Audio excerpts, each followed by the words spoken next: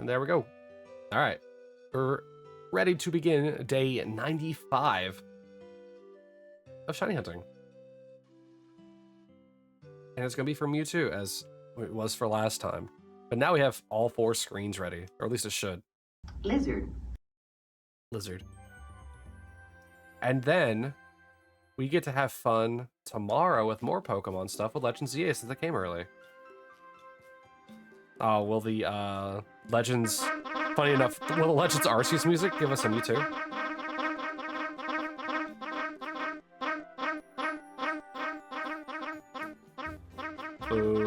Ooh, down with the Yoshi. But yeah, we've been yapping for 20 minutes. Not even really, it's like more like 15. But yeah, I'm super excited now that ZA is coming. And now it's like, now I can't wait for tomorrow to roll through. Also, tomorrow's stream will be starting later than even today's, because tomorrow's will be starting at 2:30 my time. Ish. It might even start at 2. And I think today we started at what, 1:30? Ish. If not on the dot. I will say, thankfully, Mewtwo is pretty easy to see. You guys from like purplish to green, so it'd be quite the obvious hue change. But yeah, I was up to like, well, it was going to be 2 a.m., but then the clocks rolled back. I was up to 1 a.m. trying to get for the Sevi Islands, because I can't remember exactly what order to go in. But as you can see, I also caught some more Pokemon in Leaf Green.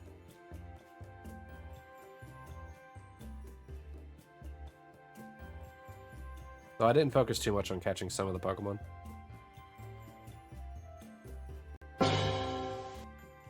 So I will say, and this is something kind of funny. If for some reason we do get hi Niels. If we do end up getting Mewtwo early, did I remember to name the Magikarp? Yes. The Magikarp is indeed named Alan. And then when I get another Magikarp and evolve it, the Gyarados will also be called Alan, because that's also what you wanted. If we end up getting the Mewtwo kind of early today, we might switch to ZA for a little bit of ZA fun time. Because Niels, Legends ZA came in early, and I have the German version of the game. It was very unoriginal. Ah, it's fine.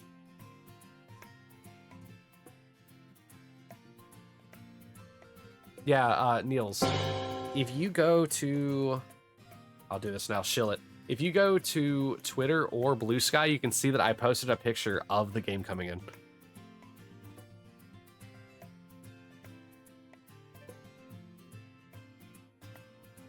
It came in like 5 minutes after the fact. Just throw Mewtwo out the window and play it. We will tomorrow. I'm going to be streaming tomorrow, Niels. However, it might be a little late for you, because I know today's late as well for you. Because today when I started at 1:30, we're actually going to be starting even later tomorrow. We're going to be starting around 2 or 2:30 my time. But we'll be playing ZA for a little while tomorrow. From starting the game and going till, I don't know when. Whatever the end of the story is for ZA. Obviously not in one day, but just in general. I do like the ZA games quite a lot. Oh, I still need to do the 10 sips. It was going to remind me. 1, 2, the defenestration of Mewtwo. 3, 4, 5, 6,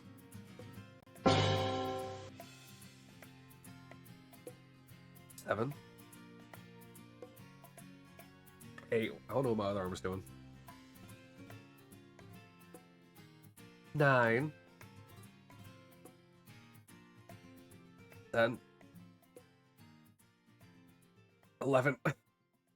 Niels, why did you jump in? 12. Hold on. Hold the thought.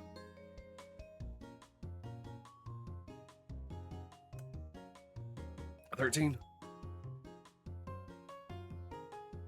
14. And 15. I'm like halfway through the bottle now.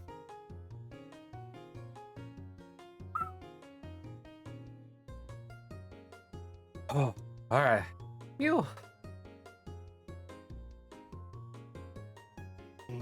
Oh, man. So, Sal, since you've been gone, I finished the entirety of Metroid Dread. Finished that in like 3 streams.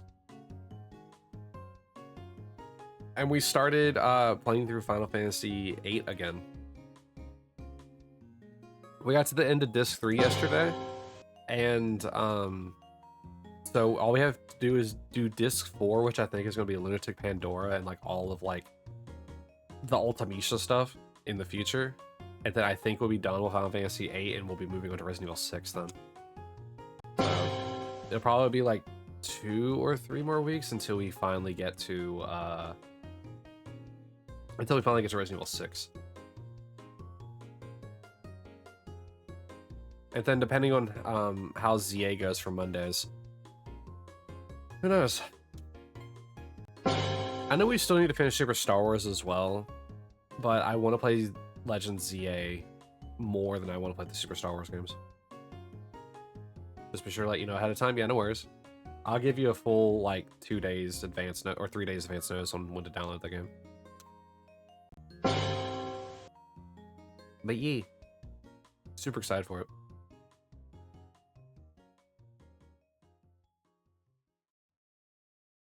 Also, so I'm genuinely curious. I didn't realize that you were still subbed. I saw the first double side of your name. No missing ads for you. You have it down, you just need to prepare. How do you need to prepare?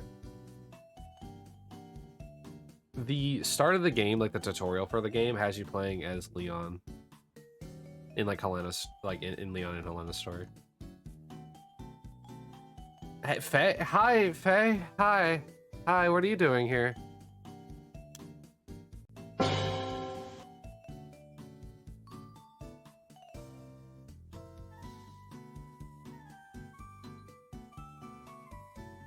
I wasn't expecting Faye to show up of all people. It was more like confusion than cracking. But also, you guys sent me with 15 drinks. I'm phlegm in my throat now.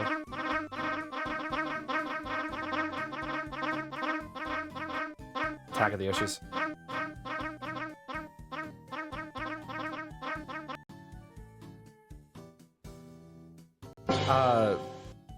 But yeah, I think you'll have to go through the tutorial first, Sal, if you don't have a save file already for Resident Evil 6. And then from there, we'll be able to play, because you'll be able to join me on my game.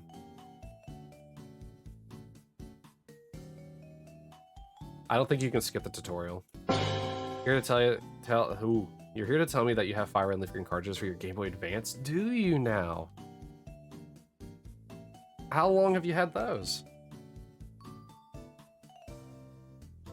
And have you ever tried shiny hunting? So you're here to flex. Every time Kat comes in here, she also flexes her video games like that are sealed and like in their like packs, like what, Mega Man? You've seen her play them? Oh. Please don't tell me you like subject yourself to shiny hunting as well. Do not do this. I've been doing this for over 1.5 years and I only have 7.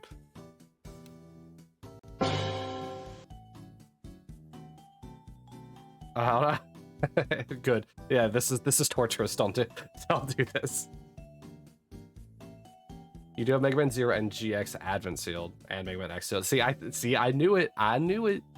You flex your retro game catalog that's sealed. Meanwhile, me just opening up Legends ZA just a moment ago to put it in my Switch. I do have a few games that are actually like sealed in my like desk beside me here, because I don't intend to play them, because I already have like an actual normal copy of it. So like, There's no point in me opening one when I already have like a normal version of it. The Mega Man copy, to be fair, is the anniversary one. Never opened, might be a blue cartridge. What's the difference between the cartridges? For the anniversary one?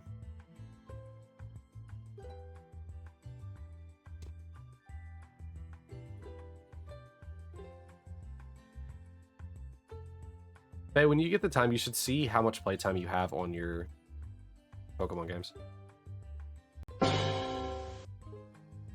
Obviously, I have more than what the game says on here with, like, what, 43, 45, and 50, because of shiny hunting and soft resetting, but... The time it took to find Doduo, I don't think there were any soft resets on that because of having to actually go through the grass. The 12,000 encounters for that Doduo. Why am I running? No more cartridge, but out of the lot, only 100 special blue ones were printed? Oh. Oh, looks like you're never gonna find out.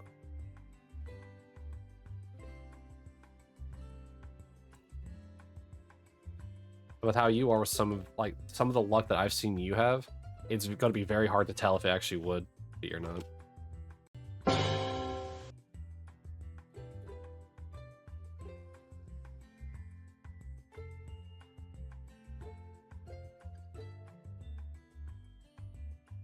You actually bought them only like 10 years ago, refurbished with batteries in the cartridges. Your OG Game Boy games like Pokemon Silver can't hold a save anymore because the battery capacitor in the cartridge dies. Ah. Man. Yeah. I'm going to be so sad when my Pokemon Platinum's like connectors for the DS dies. Hi Sophia, thanks for a lurk, have fun. Good luck with your shiny hunting that I think you're doing later today.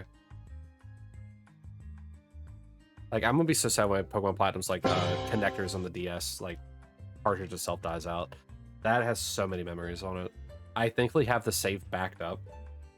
So that level 100 Blaziken that my good friend in late middle school gave me will definitely come in handy.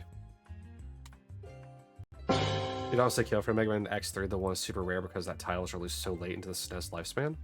Really? I didn't know that X3's cartridge was fairly rare. Is it kind of like Fatal Frame and Haunting Ground, like that kind of rare? Like, just limited amounts of prints, or like is it just that, like, you know, they haven't survived over time? They didn't print a lot of cartridges because it came out so late to the SNES lifespan. Okay, so it is like Fatal Frame and Haunting Ground. Okay. Also, sorry about the ad break.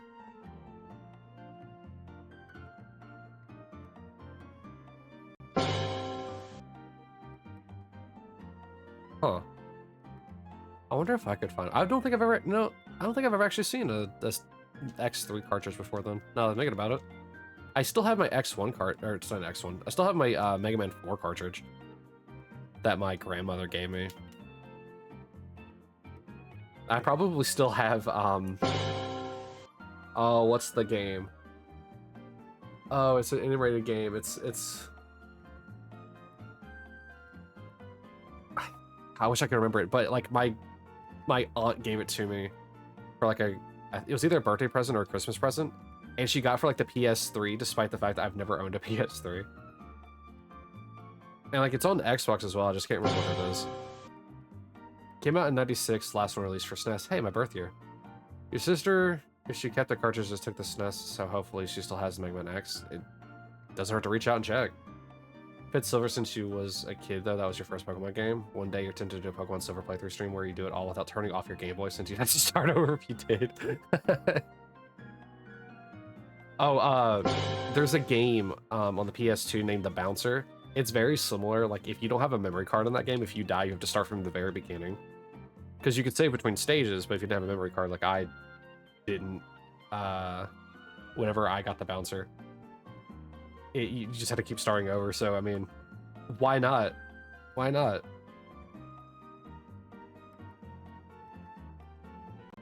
It sounds like a wild way to do, like, not a Nuzlocke, but like a save log kind of thing, Faye. You sure she got them screwed up somewhere? I mean, like I said, it doesn't hurt to check. North American and Europe, just reading text dialogue.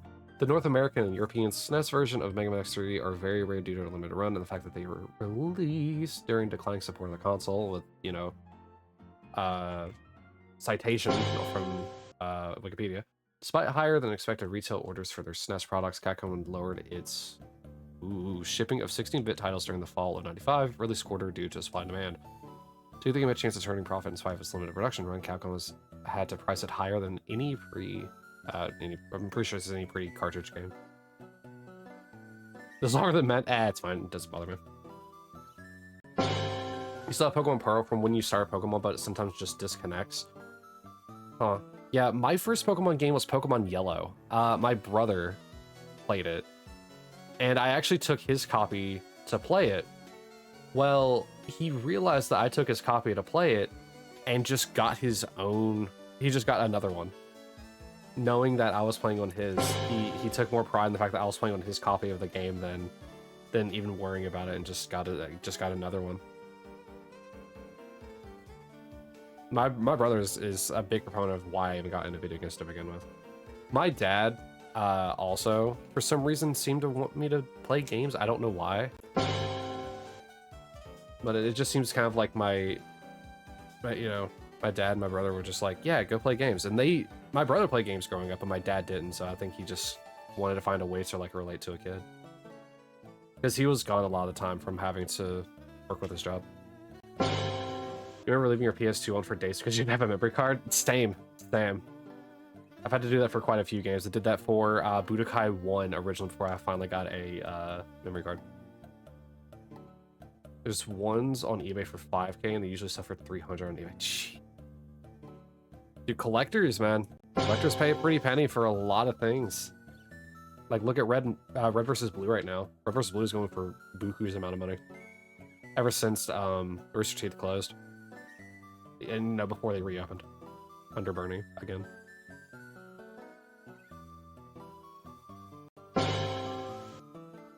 Yeah, I had a very limited run with Pokemon, though. Like, only playing from, let's see here, I played Yellow, Crystal, and Emerald, and then Platinum.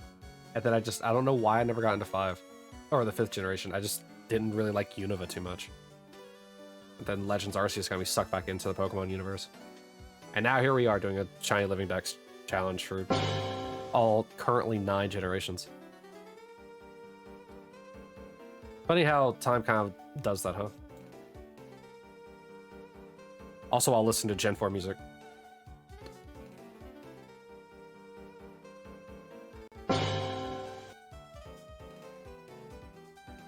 I wonder if I could actually find my Pokemon Crystal maybe back in my tote somewhere.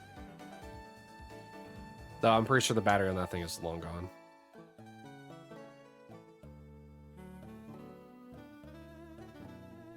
I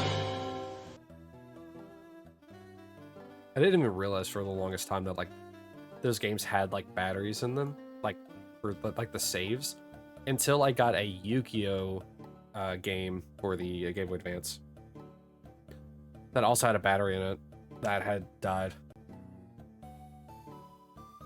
Send me an original sealed PS1 memory card.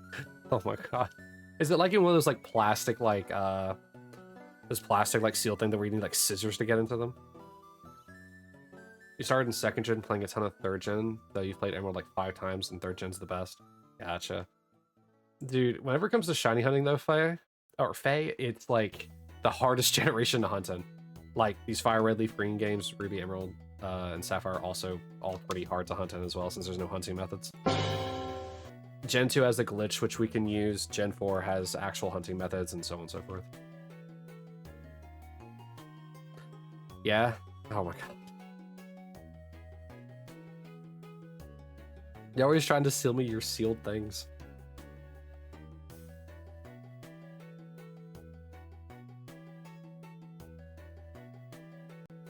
Funny enough, though, if I was to ever buy something that's sealed, like, well after the fact, I'm just going to keep it sealed and just have it. There we go. Never did shiny hunts? That's for crazy people like someone I know? Oh, did Warudo like crash? All computers acting up. Oh, I'm like squished up at the top left corner. That's funny. Oh well. I think Pierre's just having a fit. It'll be fine. I'm still moving, but at least everything's still working. Oh well. You start RE6, why do you have so many guns? Are you sure you don't have a save? I mean, I would imagine that you would. Or well, I feel like we've played Resident Evil before, haven't we? Why is Naruto just not... Yeah, I'll just close it and reopen it.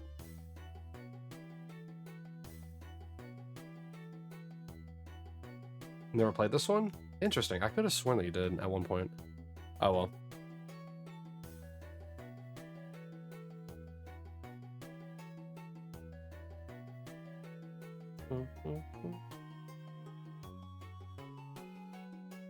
You have like 10 guns? I don't know them.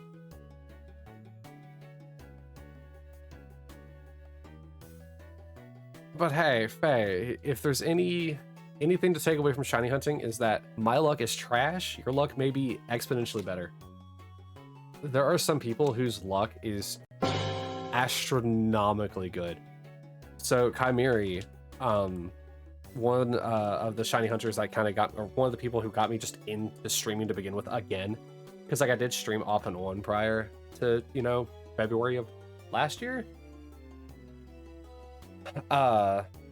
He hunts in sometimes in a game called Poke MMO, which has a 1 in 30,000 odds, and he gets them pretty consistently. Niels here also hunts in Poke MMO. There we go. Key mentioned. Key's currently at work. Oh, I need to calibrate. There we go. You're playing it to after RE5, but we never got to it. I don't know then. I don't know why you have like 10 guns. I mean, I don't. It's been a while since I played through 6, like from the very beginning. I don't remember if you start off with like a bunch of guns or not. I don't think you do, but maybe you do, and I just don't remember. Your dream is getting a shiny in a normal playthrough without trying. Oh, just casually stumbling upon one? Just play through Gen 2 again. You find a red Gyarados, and that's a shiny. You don't have to try for that. That's literally mandatory. Yeah, Faye, there are some people that also are that lucky. No, whoops. Some people are just so lucky where they actually could just get a shiny first try like that. And there's some people that are super unlucky to where they won't get they'll get a shiny, but it's one they can't catch, like Zigzagoon, or not Ralt. Well, Ralt's too, but I'm blanking on its name. Niels, why do you gotta do that to me?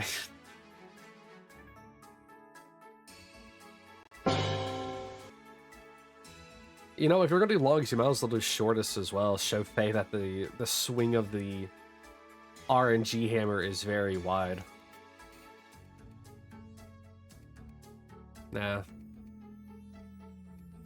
Very silly.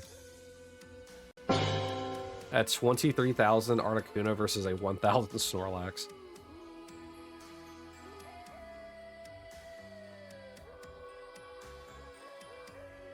Why does it sound like a wolf? Sounds like a Zelda song. It's from Sword and Shield, so it could be Zacian. Or Zamazenta, I guess.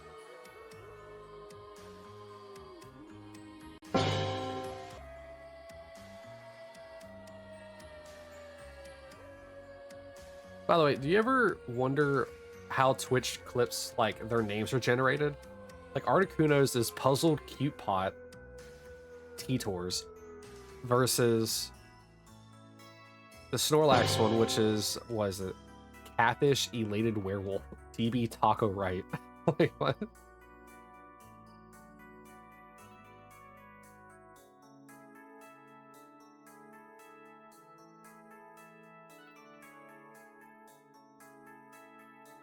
Alright.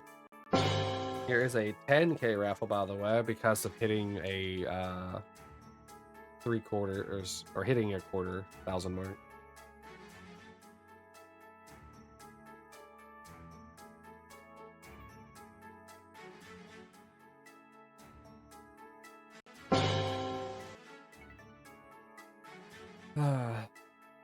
Niels, what are we thinking? We thinking we're going to get an early Mewtwo? We think we're going to get a super late Mewtwo? Thank you, Faye, for stopping by. Have fun with your lurk, and you know, have fun. Have fun. At least the skill checks are easy. Oh, and yeah, in 6, yeah. I think on the higher difficulties, it just becomes smaller. They either become smaller or they become faster. It's one or the other. It could be both. Medium to late. Alright.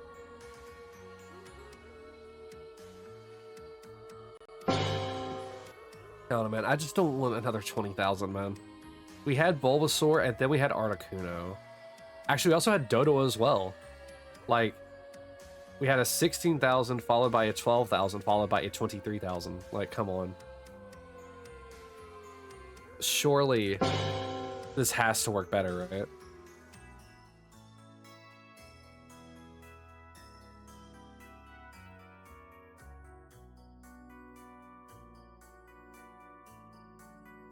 I'm always scared anytime I'm shiny hunting because, like, if I soft react or something, I'm gonna cry. Because these soft resets are very fickle. Especially if you end up like soft resetting over something like Porygon or like Aerodactyl. Like, it's gonna be kind of annoying because you have to go through like dialogue before those. Especially the fossil ones. The fossil ones are gonna be an absolute nightmare to do. Due to having to activate them, walk out, walk back in, reactivate the person I'm talking to, and see if it's shiny then. Though I wish I could find a way to get like multiple old ambers or like multiple fossils. Other than just doing like one check per game. You never played RE6? Okay, you just confirmed it then. It could have just been the tutorial then, where you have a bunch of guns. You just checked your playtime? Gotcha. Yeah, I think the idea, if I remember correctly, is that you and I are playing through Leon and Helena. Koki and I are playing through Chris and Piers. I think you and I are playing through Jake and Sherry, and I think Koki and I are playing through Ada and Agent. I think. Though I think those last two stories are still up in the air. Realistically, depending on how we play, it could be a situation where each story will only take 2 streams. Did it invite you? Did you want to? That means I had, okay. If you want to do RE6, well, wait. We're playing RE6 on Xbox, Cat.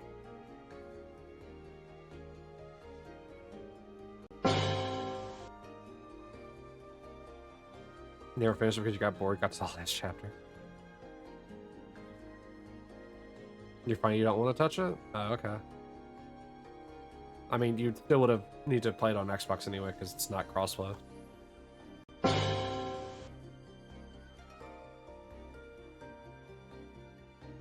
Let's say if I did have a third person to play it with, I would then have to find a 4th person to play the 4th campaign with somebody different. Yeah, it's just gonna be it's gonna be Sal, then Koki, then Cat, then the other cat. That's how we're gonna do this.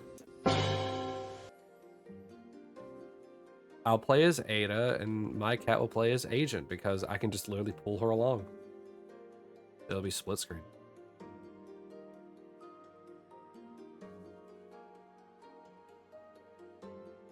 RE5 was peak and always will be. Beat on hard and then ran immediately get on the hardest after unlocking it. RE5 is really good. It's a really good like multiplayer game. The AI is kind of trash, but you can deal with it even on professional.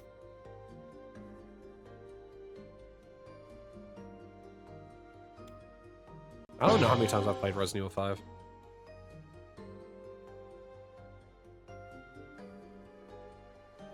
You had a friend that ran it back with you. It was great. What is it? Whenever I was playing through Resident Evil 5 for, I think, the 2nd or 3rd time, me and a friend like did all the achievements in like 2 weeks. It was actually, I think, less than that, like in total, like game time. But him and I had a few days of conflicting work scheduling. But we like speed ran through like the game for achievements. It was wild.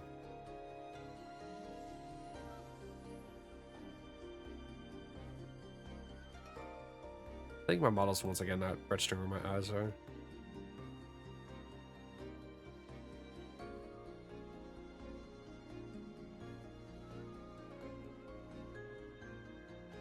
Yeah, RE5 is very fun if you play it with a friend. I think that's why Ray a lot of times like plays Resident Evil 5 with a bunch of people.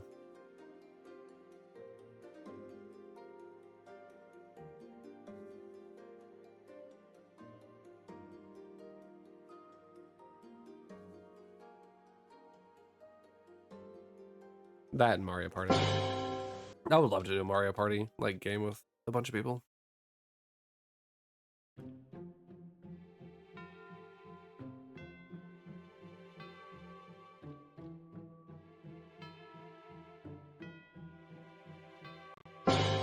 Oh, what was I gonna play after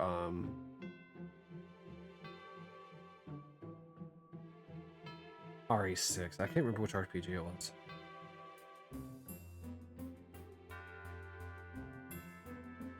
I know we're gonna play something after that because it has to fill in the space between 6 and 5.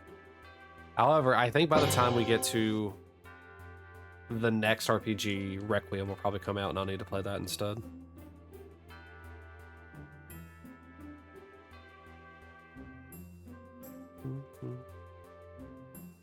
What generation game from is this song? This is from Mr. Dungeon Rescue Team DX.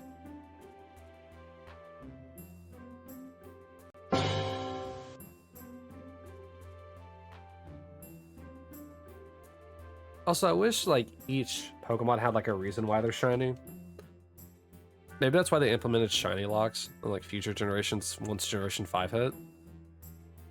Because like if there's only one Pokemon of it in existence, like Mewtwo for example, why would there be a shiny variant? Or like Mew. Or Giratina. Like, why would there be shiny variants of them?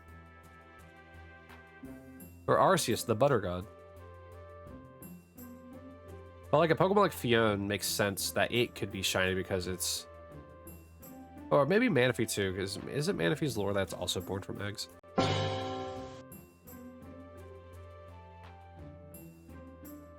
Like any Pokemon that can have like multiple of it makes sense. Like Articuno, Zapdos, and Moltres does make sense since there actually like are multiple of them. From my understanding anyway. Because there's a Galarian variants of the legendary trio birds. So if that's the case, that means there has to be more than just one of them.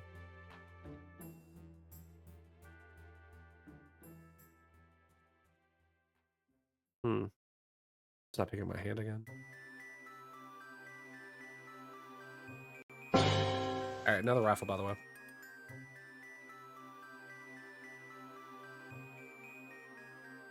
I wish they didn't do shiny locks for purposes of like the Shiny Living Dex like I'm doing.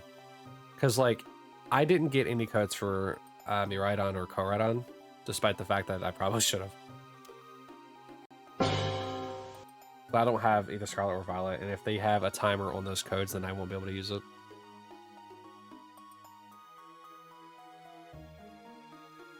Lavender, are you staying hydrated? You get more soup and more tea in your big mug?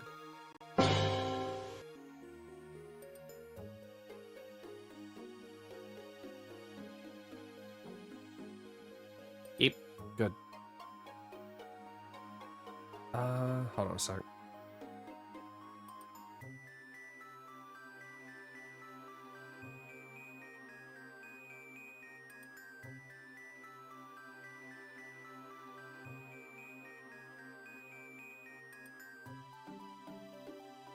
No, okay, nothing there. I got a text from my cat.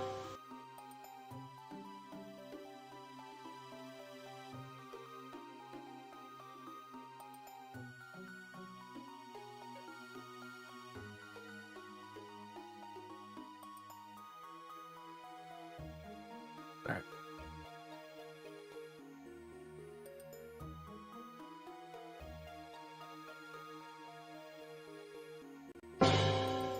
Not much to go on other than just chugging along for a shiny. So I'm hoping after this we might start doing some more like walking through the grass encounters. Like we might just stay in Viridian until like a shiny shows up or something. Or even like Route 2 or something. Just, I don't know. I don't want to go to the Safari Zone. But do I really want to stay in an entire zone for like the entire stream? I mean, I do that with like soft resetting already. I don't know.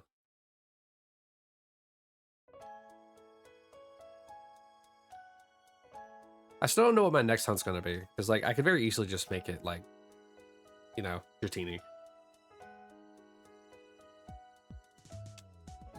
Oh, actually, we have access to the daycare now. I could do a, I could do a an egg hunt for one of the starters. That's also a type of. It's not really a type of soft reset, but it is. I guess I could try hunting it the same way that I did with, or I am with Absol in Gen 4. That does not require soft resetting. That just requires picking up eggs and hatching them along the way.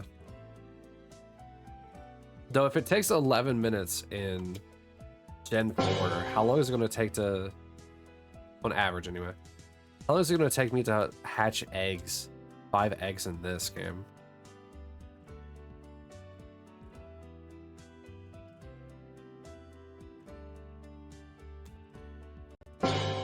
Where's this song from?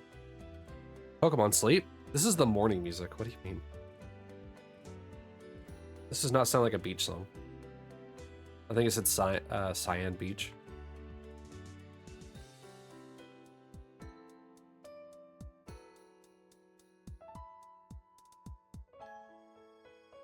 All right.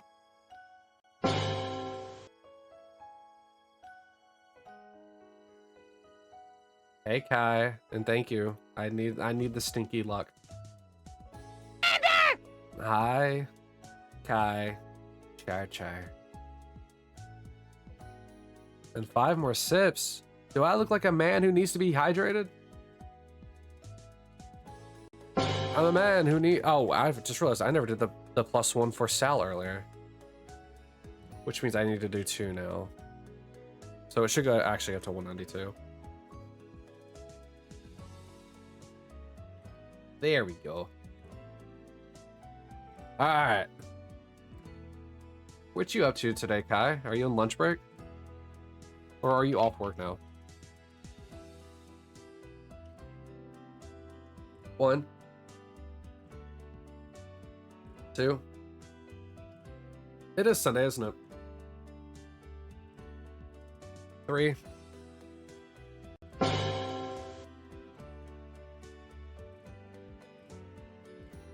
4. And 5. Hey, Kai, have you looked on Twitter or Blue Sky for my most recent post? Because you totally should.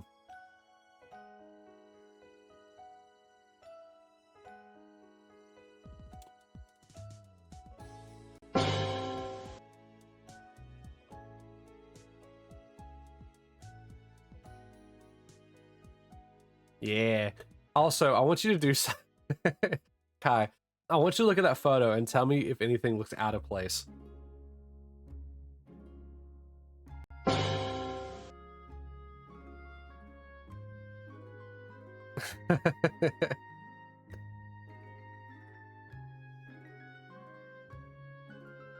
Yo, can I get like the crazy armored Mewtwo as the shiny variant instead of it just being green?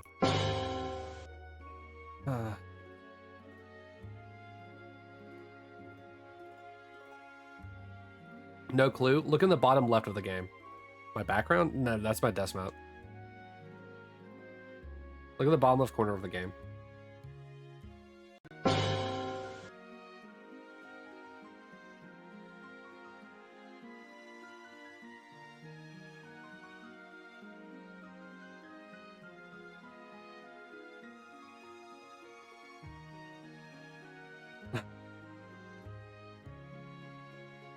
Do you now get it?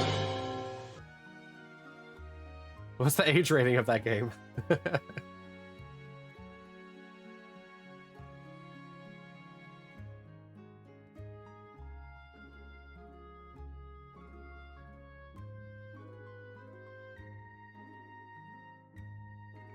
Again, one game lagged. And I'm also pretty laggy. Yeah. Yeah. I have a UK version, or not UK, I have an EU version of Legends ZA. It's super funny. And I think, based on what it says on the back, Kai, it's from Germany. Which is funny. It's even more funny because that's not even where Koki's from.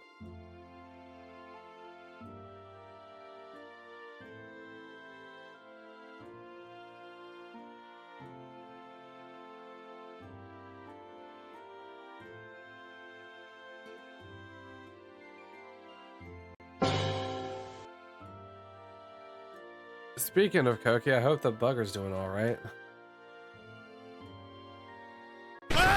Ah! He's supposed to be streaming tomorrow, I think, so that should be fun to see. Sadly, I won't be able to really stop by for his stream, though, since he starts, like, an hour after I will. Since it's not a late stream tomorrow. There is going to be an ad here in just a moment, so keep that in mind.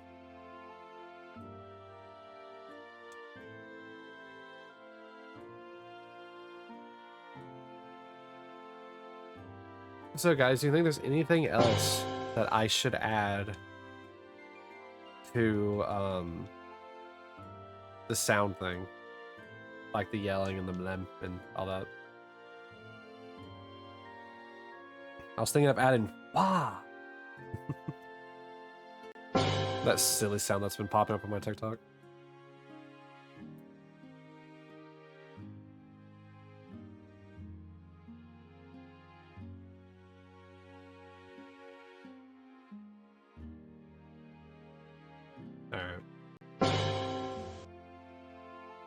So here's another raffle.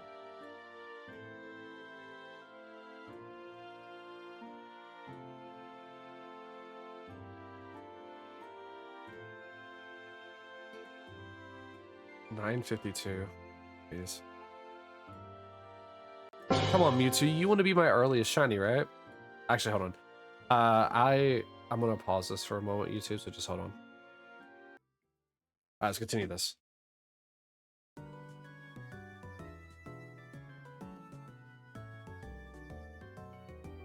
There we go.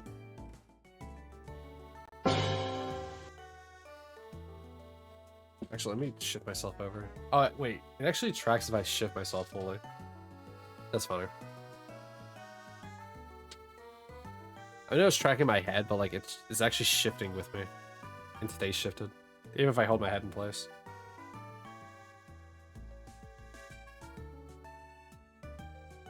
By the way. You're 3 missions away from S ranking all of ready or not. Ooh, there you go. You got this. You guys are in the end game of it. You got this easy, right?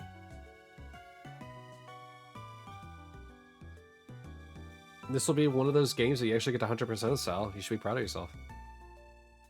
And it's not even an easy game either. Good.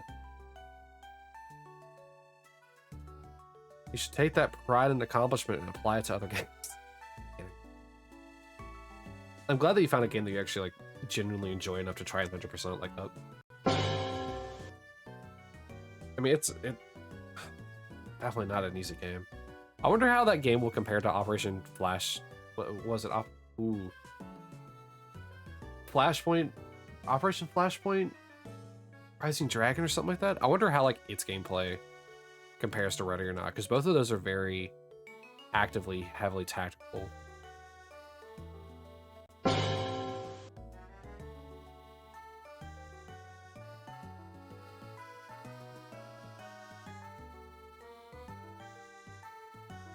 I found it funny that both of these games take me through just like, hey, here's what you did in Cerulean Cave.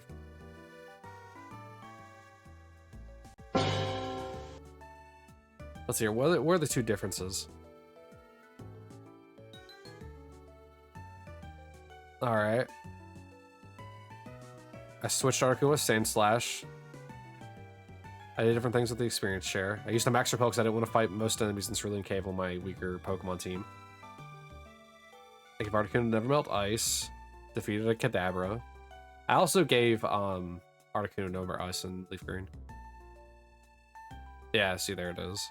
Then I used the Max Repel and Fire Red. I gave Dragon Scale to Dragonair as well because of Twister. Just Raichu with Nidoqueen. Don't know why I did that. Nidoqueen's weak to Psychic, but whatever. Had a Max Revive, and I saved.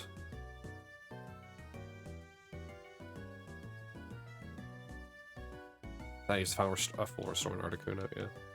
You're not sure, but Ready or Not takes a ton from the SWAT games. It basically just improves the controls.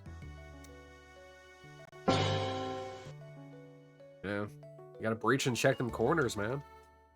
Sometimes throw in a flashbang or two. I wonder how that game actually handles flashbangs.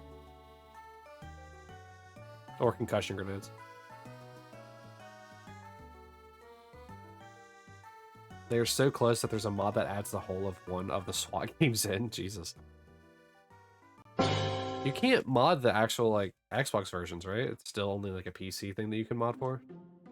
Or is it like Skyrim where, like, it has, like, a mod thing you can select from? Yeah, okay, so it is. It is, like, PC.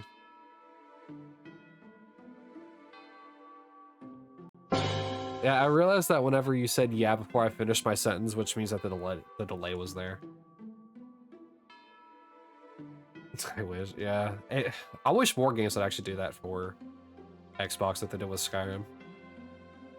Adding, like, base game modding is such a fun thing. Even if it's only uploaded through PC and isn't tested on Xbox, it would be nice to still have. It's not like it really corrupts any of the files of the Xbox, like, system or anything like that. It's just changing game files or adding stuff in, so it's not like it really should be that big of a problem.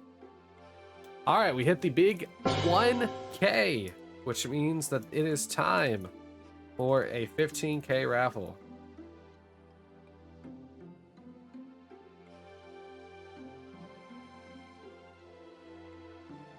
Oh, I didn't save it. Oops. There we go. All right. A 15K raffle, man. We've already hit 1,000, and we're not that far away from what Snorlax was, right? We have two checks. Okay. I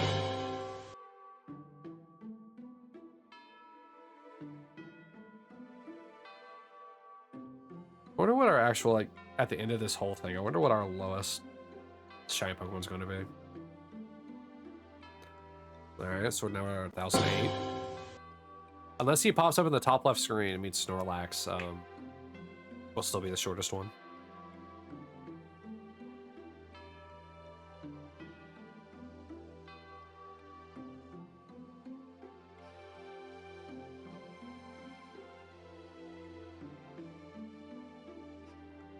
Shame. Alright, Snorlax continues to be the least checked for shiny. Alright, so now we still have to see if Articuno will hold its throne as the longest. Which we are a long ways away from that.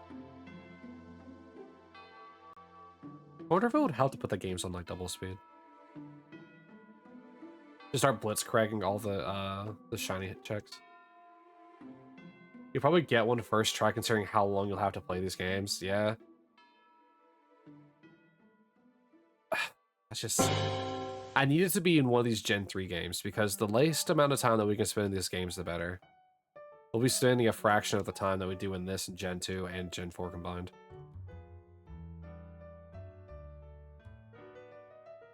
It would be really cool to, like, if somebody, like, in the future, like, if this ever, like, blows up for no reason, it would be kind of cool if someone, like, check to see how much time I've spent on recording, like, the entire Shiny Living Dex.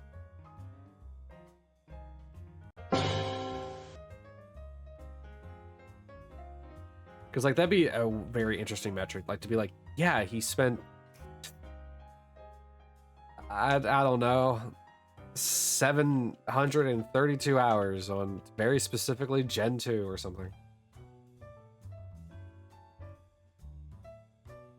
I was gonna put some wild number like, you know, 4,000 hours in Gen 1. Like, for, like, these Gen 1 Pokemon, but, like, 4,000 hours is a lot, and I mean a lot of time to spend on something. Over the entirety of my time playing Destiny 2, I'm somewhere around the 4,500 to 5,000 hour mark, and I've been playing that game since 2014. However, I'm on a break from playing it right now just because the game's in a weird state.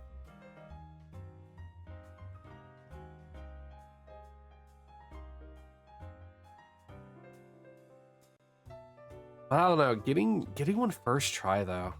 How many episodes have you done of this?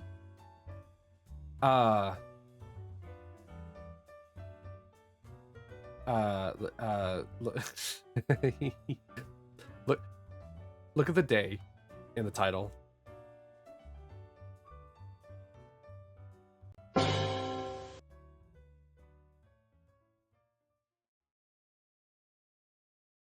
Yes, today will be the 95th episode, quote unquote. There are technically some quote unquote extra episodes, but those are because like my stream crashed. I didn't feel like combining them, so they're like 23.5. How long do I typically go for? 3 to 4 hours.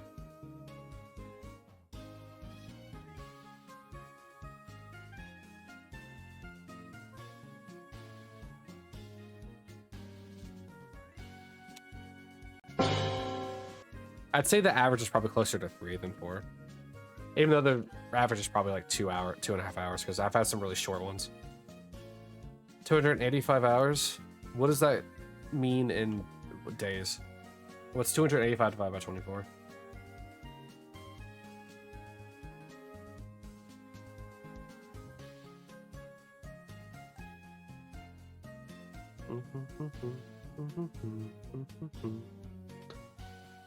I mean, it's at least 10 because, you know, 240. So what, 45 more on top of that? So we're just shy of 12 days. Is that how we're looking at this right now?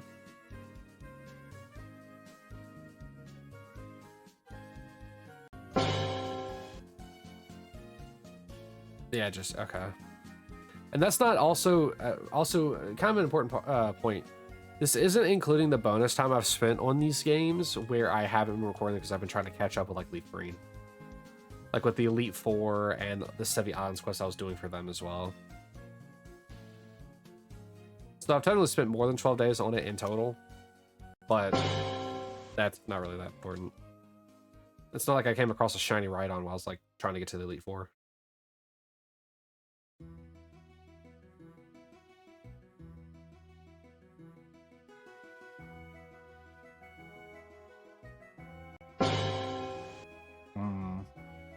I need to think.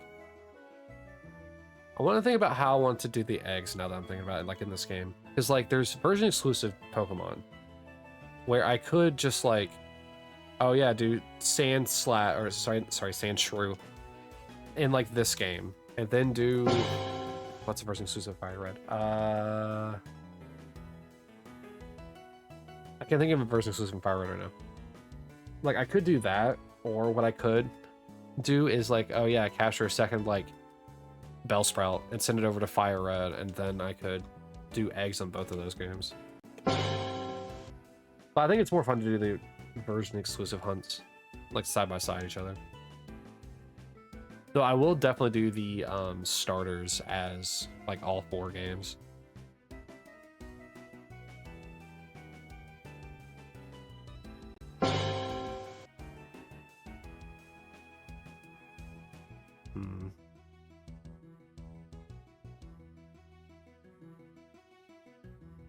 We had 1080, 1080p. Nothing. All right, so the resolution gods did not smile upon me.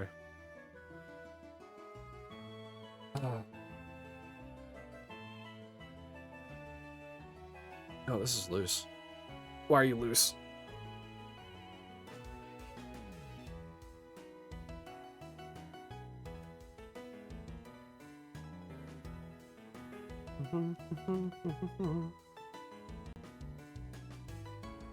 Let's see here. What song is this?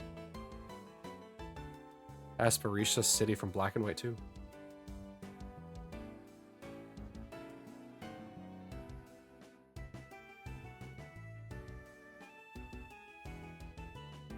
You know, now that I'm thinking about it as well, like whenever it comes to like the time I've spent playing this style, 12 days does not seem like that much time to be playing this.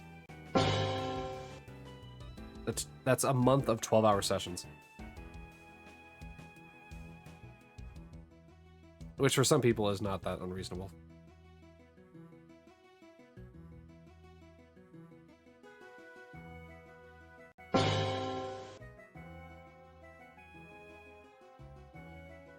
You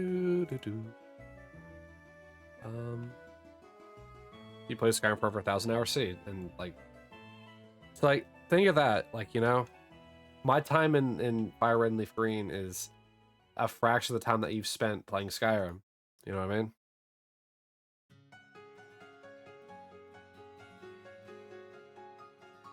Wow, okay.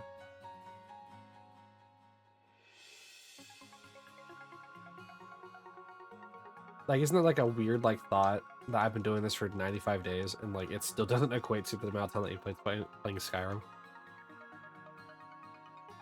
To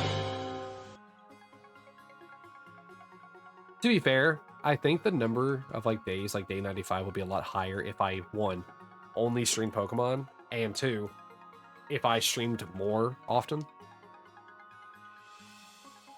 Because like most of the time I'm relegating this to only like 1 day a week. Whenever I used to be like 2 or 3 days a week of this. Back whenever we started with Charmander, it was only this. And then I think after the Charmander hunt, I changed it to where it's like, oh yeah, I'm only gonna do this 1 day a week. Because it's very hard to do this for multiple days in a row. You gotta have a really like strong presentation presence in order to like do this multiple days. Like Kai is really good about like he has a very good presentation like presence, and he can keep the flow talking pretty easy. That sounded weird. Waiting on Bug Mug? Getting washed, what? Bug Mug? What, do you have a cup that's like an Ariados? Yeah. Kai has a really good presentation, like, presence for, like, stuff like this. Like, Shine Patrol also has a really good presence for this kind of stuff like that. Meanwhile, I need a game that I can actually, like, progress through in order to have, like, points of talking. Like, even though we were playing through Final Fantasy VIII, which, you know, very story-heavy driven thing that I can talk through, I'm, like, narrating what it is I'm trying to think of, like, doing for, like, my attacks. So, like, that's one of those things where it's, like, that helps alleviate and give talking points. Like, oh, yeah, this is my plan of attack. Versus this, which I need to find talking points or just, you know, yap to you guys. Your big mug. Your bug mug. That's it. Add it into the quote book. Your bug mug. I don't have a quote bot, but you, remember this.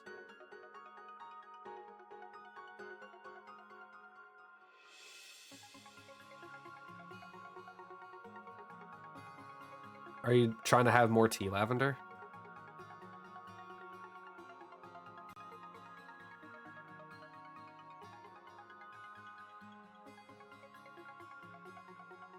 Do you know that the EU version of E for Everyone is age 7?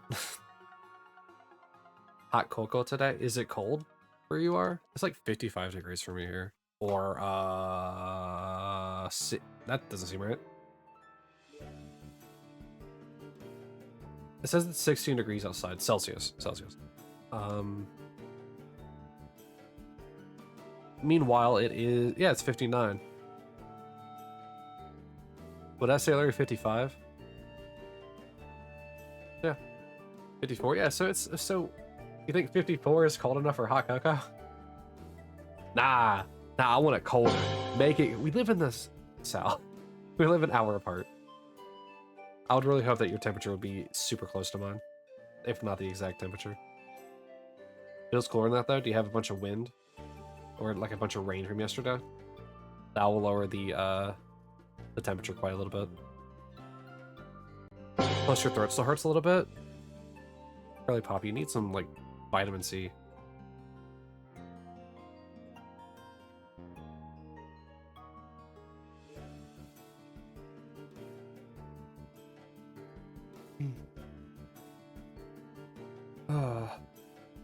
So guys, you want to know a fun little project I'm trying to like do with Kai? I don't know if he remembers or if he's still lurking and listening, but do you want to know the fun little project I want to have with Kai that's going to take like an hour of his time? It's going to be, it's a silly little project. It's just something I want to have fun with. It's going to be a YouTube exclusive thing, because streaming it would be kind of interesting. But the idea is I want to interview him for like an hour. I have like some questions already poised for it, and I don't think it's going to take an hour. Just straight up, I don't think it's going to take an hour. But if we get to yapping and stuff like that, it could take an hour. But it's just, it's just an interview with him to be like, yeah, like, what got you into this, and like, what are some aspirations you got, and just general things about like his presence on the internet as a content creator. I think it'd be fun. And I want to do it for YouTube so that way I can get better at just content creation in general. Like, streaming is its own type of content creation, obviously, you do everything live.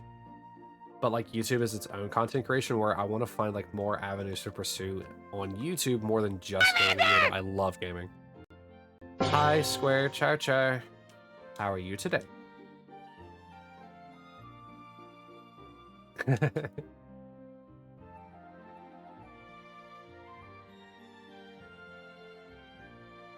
You know what? I could do something with my hands when I say Char Char.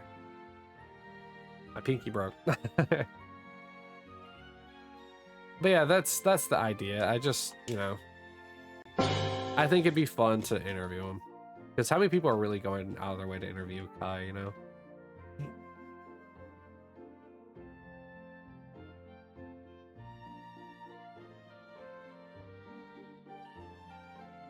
Did you get some star systems because you helped in a war in Stellaris? As in, somebody gave you stars? I never played Stellaris. My name is, my pinky broke Dante. Tweedledee. Oh, well, hold on. Nope. Hold on. I have my hands touching, and so it's probably why it's having some trouble, like, keeping them connected.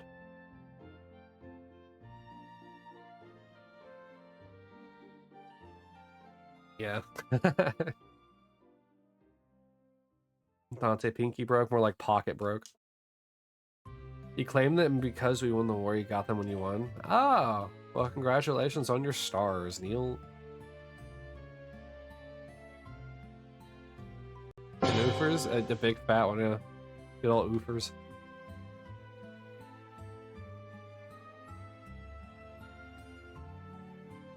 I don't know, Lavender. It doesn't take away from your, your bug mug. But yeah, how's it? I haven't actually asked, because I've asked how like people's like days going, but like how was the overall weekend? It's been a fairly relaxing weekend for me, aside from taking care of a stray cat.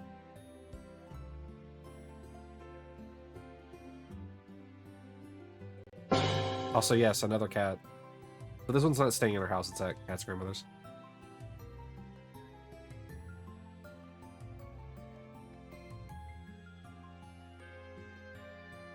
So ye.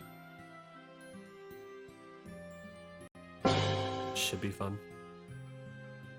Though we're getting that cat taken care of after we, on Monday. It's not part of the or we're still trying to get adopted out.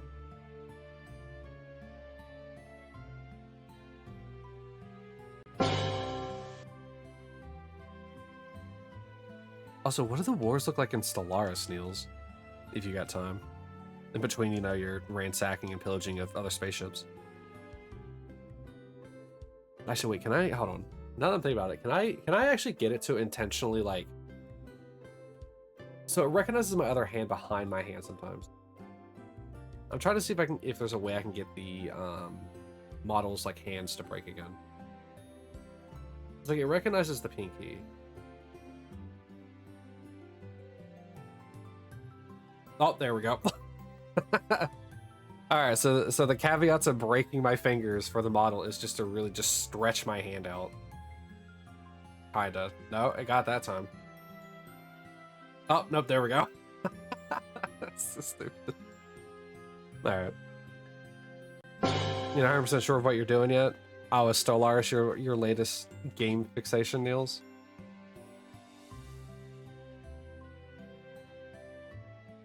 Did it increment? It did. All right. Yep.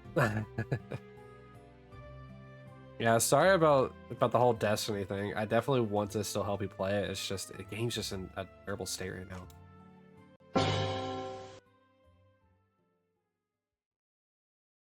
So Destiny 1. There's somebody who wants me to like achievement hunt on Destiny 1, and he needs like a clan and people to raid. Which I have something kind of on the side working towards that. Granted, Destiny 1's only on console. PS3/4, Xbox 360/1. I would recommend the PS4 and Xbox One version since you'll be able to get the full game with Rise of Iron for $25? Might be 20. No content sunsetting there. You're not playing shooters on controller? I don't blame you. I don't blame you at all.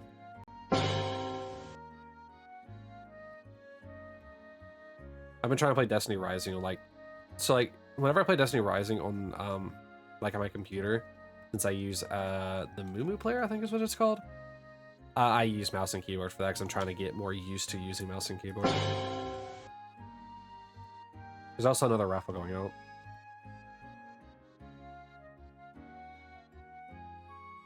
Because like I've always played games with, you know, controller like we're doing right now. And I've been trying to slowly get used to mouse and keyboard. Whenever you were playing, what's it called?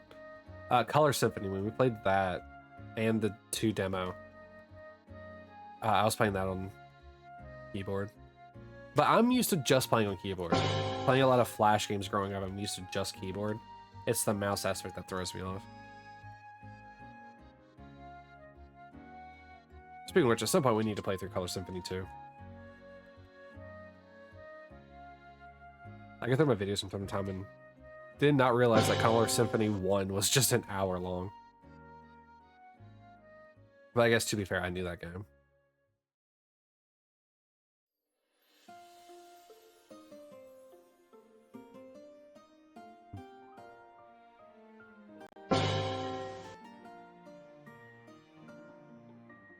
There are some other games I think would be kind of fun to play on stream.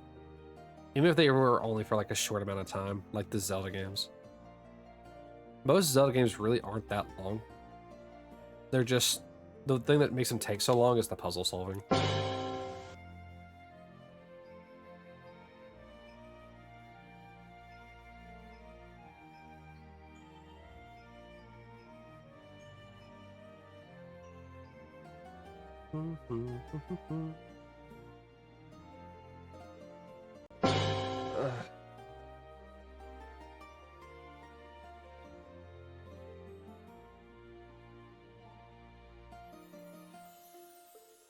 Oh, you know what? I should have a... I should put a poll up on Twitter to what should actually be my starter for Legends ZA.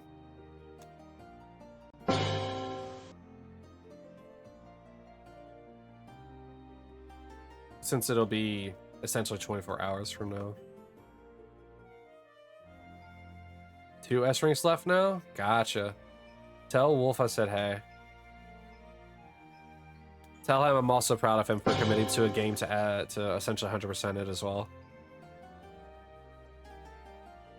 No matter how you look at it, it's still it's a commendable thing to play through hard games and 100% them. You are playing together right now? Are you solo at S ranking the missions?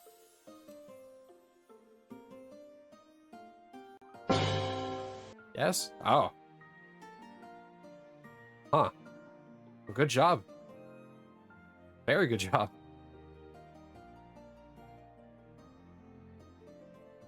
Those missions are like, what, 20, 30-minute long? Or AI teammates. Those are very hit or miss. Some, yeah. Being under that amount of like pressure for 20, 30 minutes is hard. Some are like 10. Alright, give me just a moment. We'll be right back since there is a ad break going, and we'll also do a 10K raffle as well. Anyway, we'll be back as well, YouTube.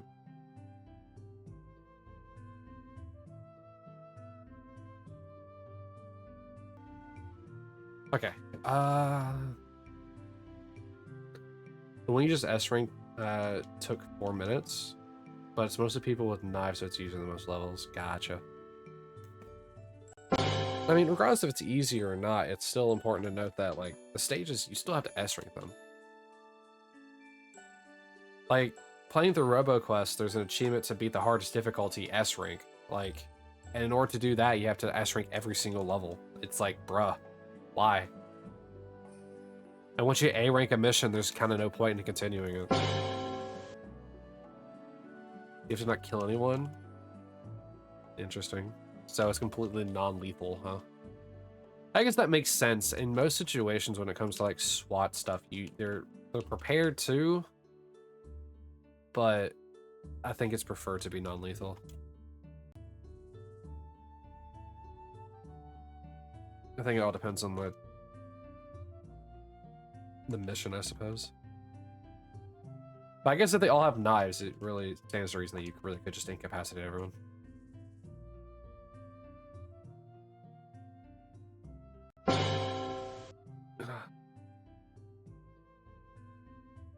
We haven't done 1,000 checks today.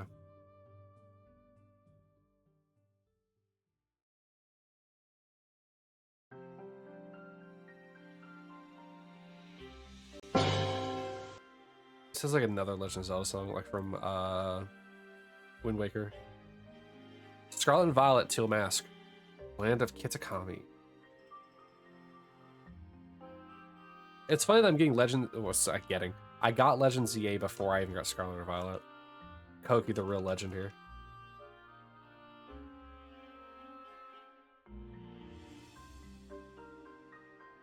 But yeah, guys, if you haven't, if you don't follow me on Twitter, then go ahead and go over there now. And if you don't want to follow me, that's fine, but you probably should still at least vote in the poll. For YouTube, it really won't matter too much because the poll will be done by the time this video goes live.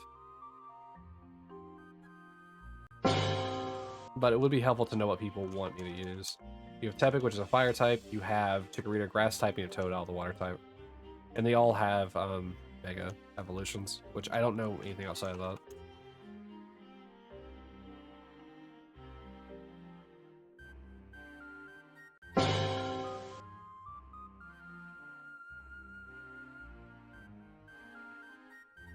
I kind of want to go with Chikorita just because I like Chikorita, but Totodile will probably be more beneficial being coming up for Alligator. And then Tepig, I don't know anything about because I never played that game yet.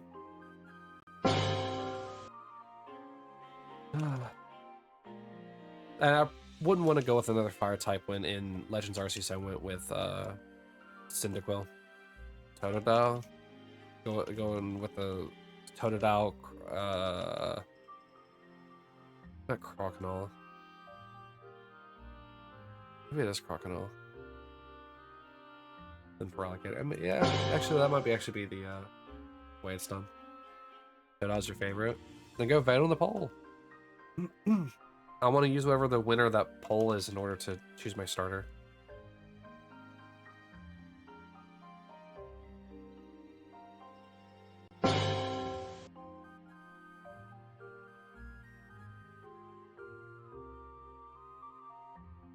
You don't remember what your username is? Yeah, I don't know if you can vote anonymously, but you can always try.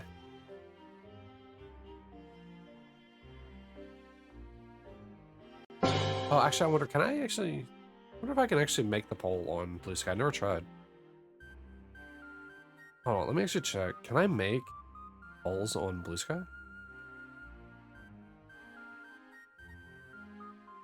I don't think I can. Maybe I can on like the desktop version? I'm just checking real quick. No. Alright. Cannot. Shame. Oh well. I hate to see it, but oh well. Alright, so we also hit 1,300, so have another raffle. Yeah, just what you should do is just spam what, like, just at me and spam what one you want me to have on Blue Sky. Cat sent me another message.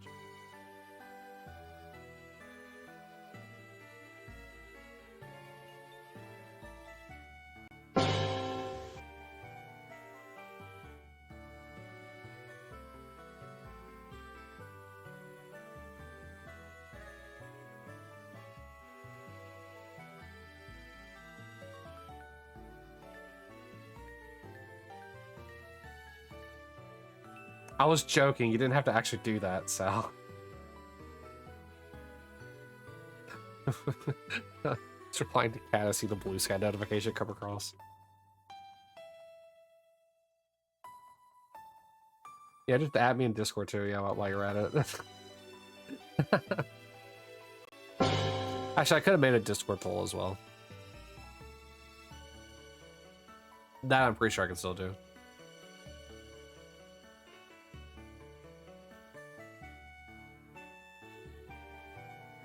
Lavender, do you have any lozenges you can use for your throat? Or like, well, I guess throat coat really won't help.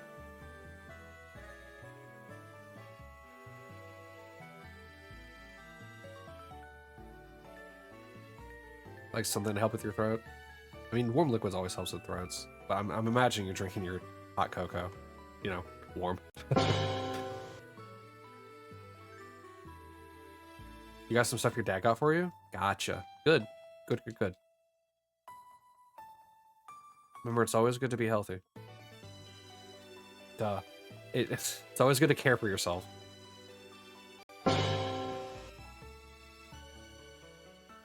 Because if you don't, who will?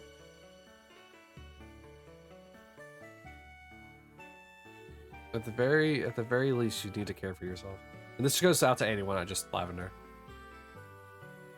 Self-care is important, exactly. If you have some kind of like issue going on, you know, mentally and stuff like that, seek like professional help, like a therapist. And if you ever have like that feeling like, you know, I feel awful, but like, you know, you have work, keep in mind that your work is not as important as you are. I'm not saying call out, but I'm definitely saying don't go in. If it means a strain on your mental acuity. But you need to make sure you take care of yourself regardless.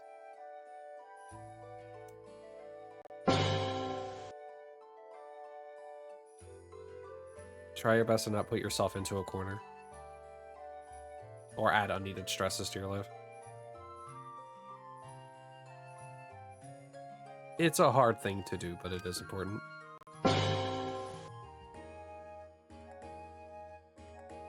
And if you can, try to find a support network. Like, having like a cushion to like help you, like catch your, or to help catch you if you fall, you know. It's always important. And that support network can be as simple as your family, or it can be your friends.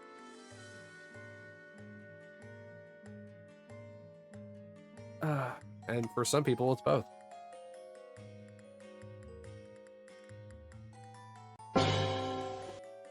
It also does, I don't know why I'm getting into like mental health awareness. It's not whatever month that is.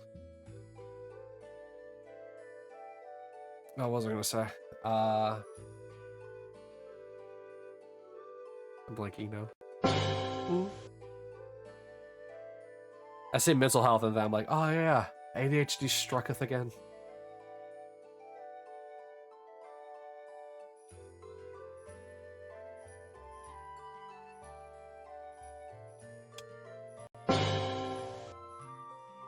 Here's a raffle though. What is it?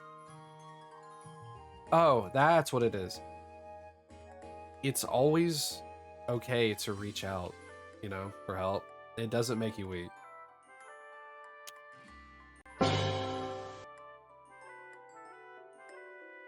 Caring for yourself is like, especially mentally, is a strength that many people do not realize is a strength.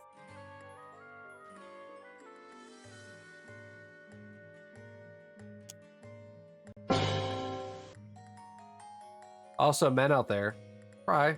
Like, just cry.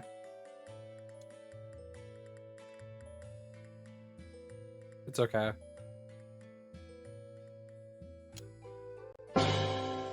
You'd be surprised how much, like, that can actually help you with, like, relieving a bunch of stress.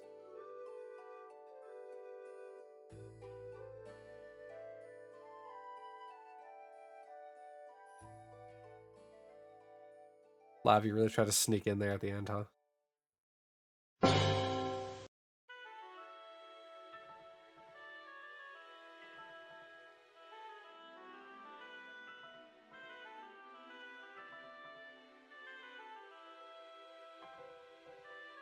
Actually, who's in the lead right now?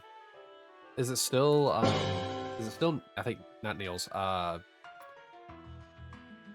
Willie. A sip.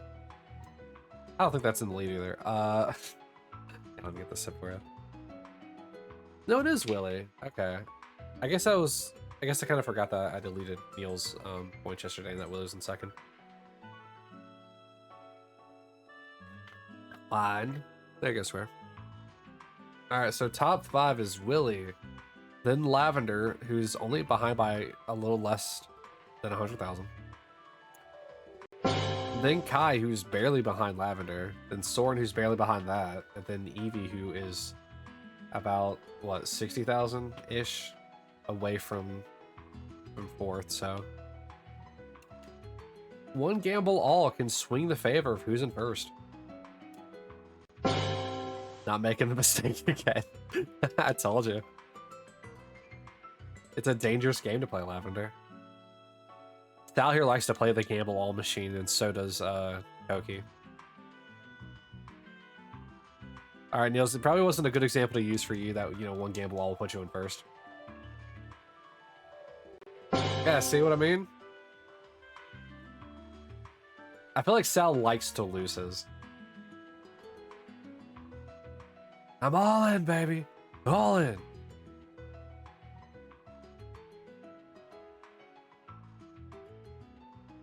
Am I dancing? Yeah, I'm moving to the music, yeah. I'm vibing. This is such a bad thing. I actually do this, like, even before the model became a thing, I was doing this all the time. My ADHD, when it's in full swing, I have to move.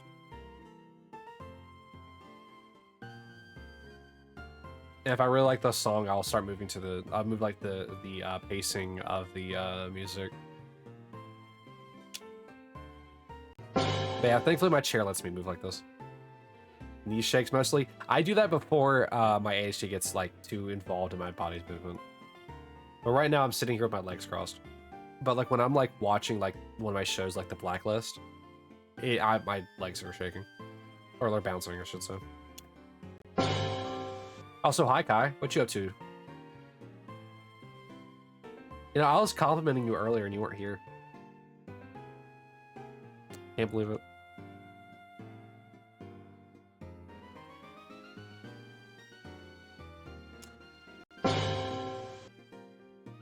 Here's another raffle. Raffle. It's like wrestling, but, you know, not as fun. Gotta watch out for the dog when he had to go do something. Well, I hope everyone's being safe.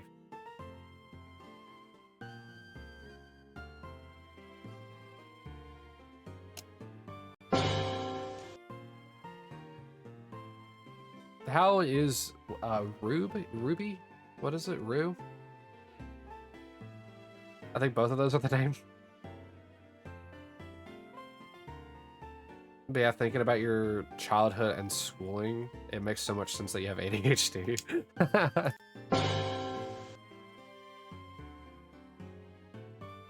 Yeah, I recently went, well, I shouldn't say recently, when, what is it?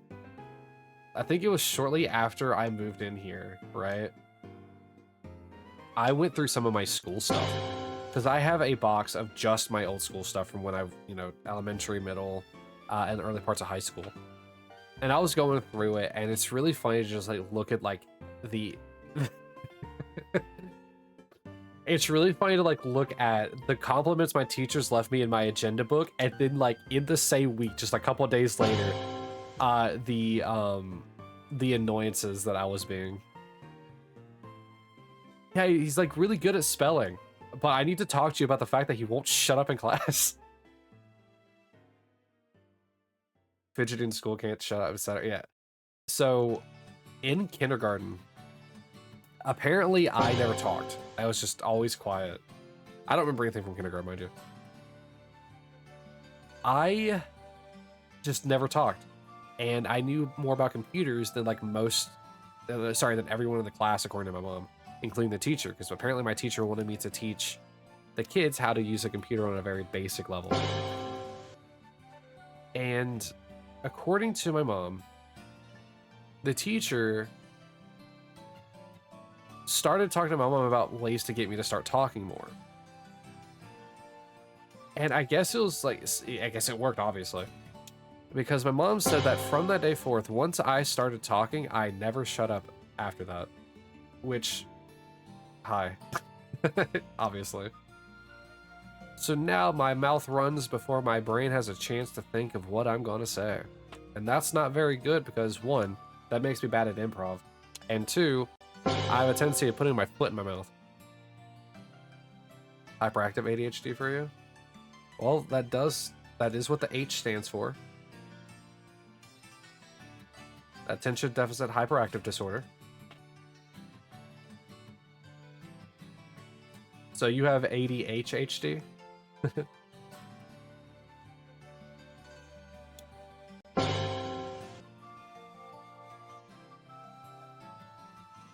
Hey, anytime I can bob back and forth like this, and I'm not bouncing my legs, that's what I'm doing. Shiny Riolu.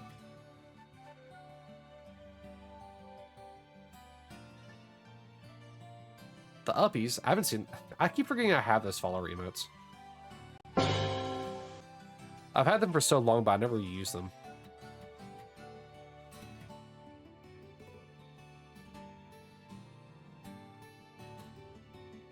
To be fair, if I can get more emotes from Cat and maybe Rooney in the future, I could have some other follower emotes. Wow. Wow, can't believe it. Hey, Kai, where's that stinky luck you gave me earlier? I've not been having any. Mewtwo is supposed to be the shortest hunt, and look, it's going longer than it should have.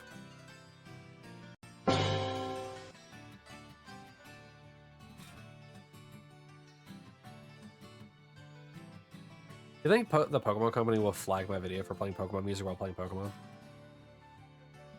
Like unrelated Pokemon game music?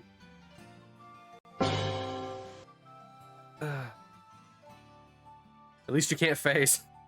No, but I could soft reset over the Mewtwo.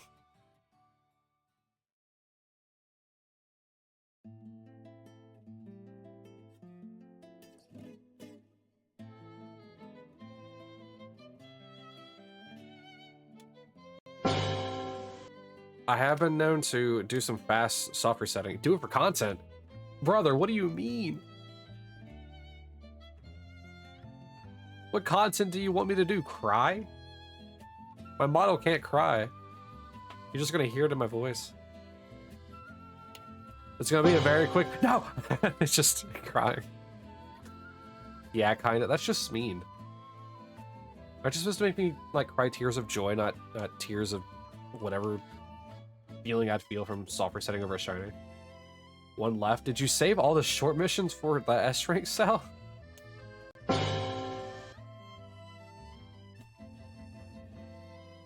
Also, Kai, when do you have an hour of your time? Not gonna lie, the screens being different sizes drives you crazy. You're telling. Hold on a sec. Hold on.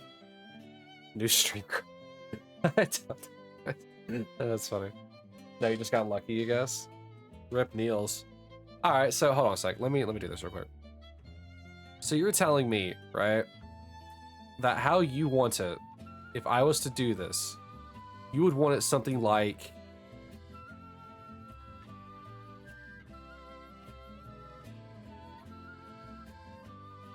Hold on. Granted, there's still gonna be different sizes, but you know what I mean? Well, you just want the space to be filled up like this? Is that what you want? There's still different sizes, but you know what I mean? Is this what you want? You want less open space in the back? You want the screen filled? Wow, I can't believe this. The screens are still all different sizes. Whatever makes me happy. Why does it drive you crazy? Why does different screen sizes drive you crazy?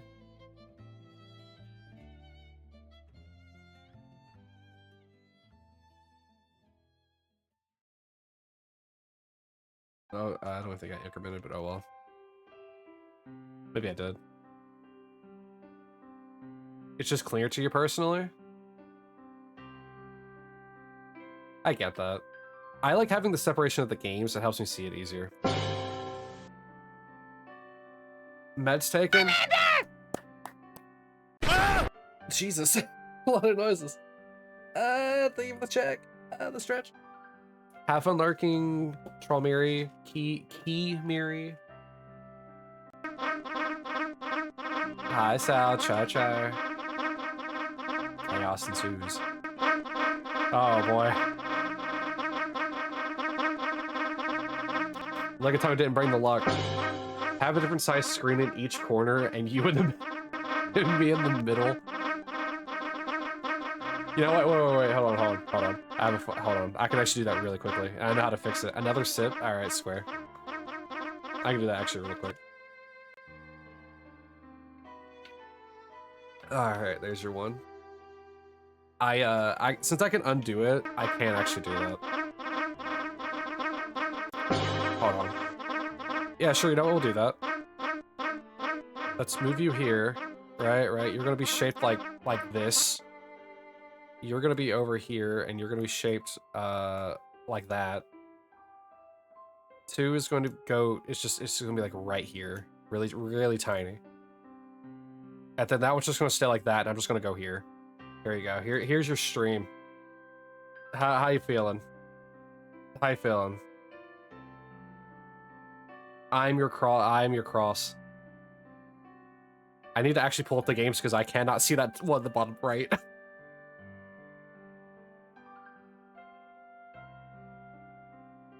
Mind you, this is going in the YouTube bot as well. This would be the silliest way for a shiny to just show up. You realize that, right? This would be so silly.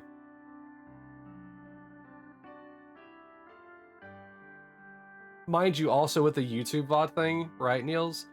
The old Charmander streams, where it was like a bunch of chaos and like changing the size of things like constantly, was in the VODs.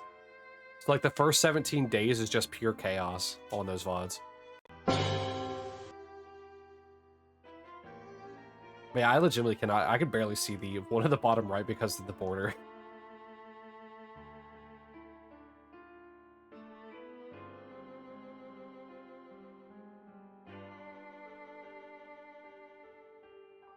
You're gonna see my eyes starting more. I'm more set to look around my entire screen.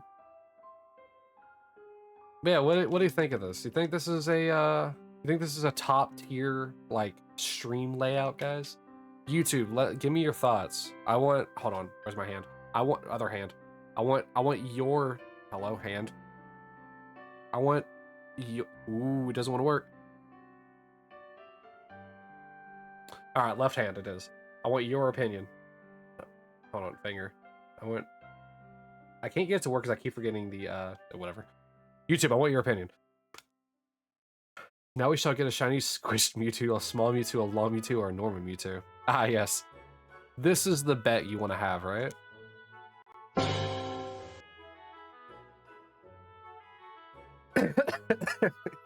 On the bright side, you get to see more of the tails. Since I have my model most of the time off the screen, like more than halfway, you don't get to see all 4 tails. They're in the shape of an X, if you haven't seen it before.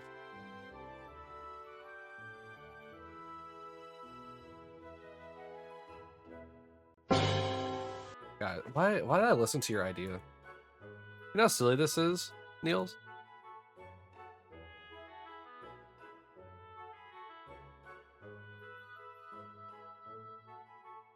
See, this is what your ideas bring apart. They bring chaos. Chaos and what would be order. Order and harmony. You have no idea why I listened? Because chaos and lack of order is how I like to live. Anarchy for the stream.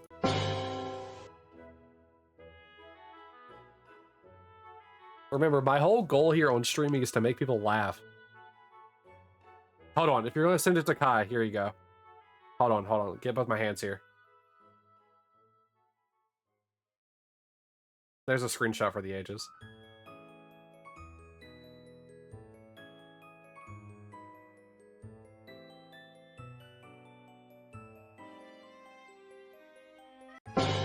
Did you get the thumbs up in there, Niels?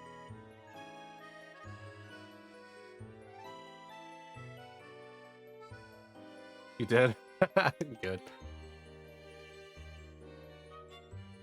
YouTube, we'll go back to normal here shortly.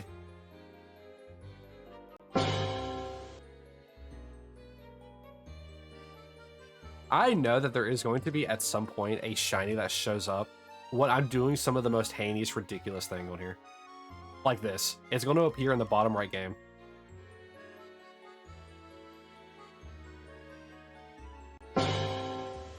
I've certainly achieved getting a laugh out of you. Yeah, good. Good, that's why I'm here. I'm not a funny comedian, but I am open to just doing random shenanigans. That's why, like, the yelling from, like, the Arby's one guy is, like, a redeem. Or not redeem, it's just a chat word. Nah, what do you mean it's terrible? Hold on. Look, can you not see these games? Like, look, this is perfect. This game right here, perfect. Perfect. Right in the palm of my hand. What do you mean? This is perfect. Hold on. See, this one's on the tip. Hold on. This one's on the tip of my fingers. I can almost feel it. I can almost taste it on the tip of my tongue. Bye again. All right, let me get everything back to order. All right. Put this all back in order. Assuming it wants to go back in order. All right, you're good. Where's the other ones? 4. There we go. Everything's back in order. Mission accomplished.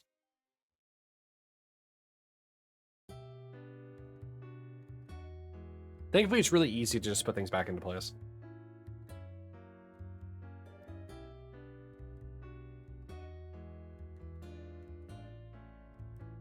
Oh. But yeah, like if you look at my throne, the description of it is just some goober who likes to make people laugh or something like that. I think my Twitch notification is like, I'm here to either brighten your day or ruin it, I think. What even is my message? I'm here to either brighten or ruin your day with a brutal challenge. That's what it is. You just post the image in general as well. Oh, my server or his server. I don't have Discord open up on my computer right now.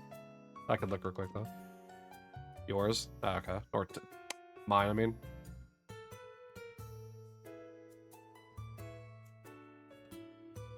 Brother, I'm streaming. I can't answer that call.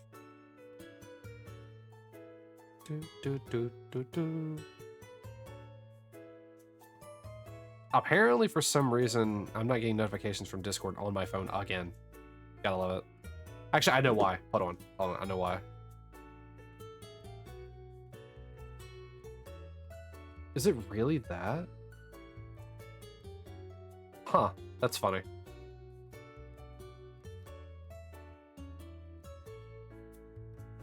Alright.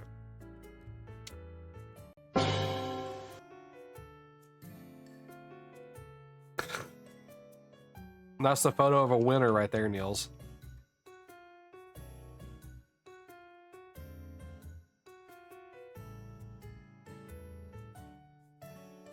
Yeah, I wish I kind of did more like goofy things like that on stream, but like I don't know how.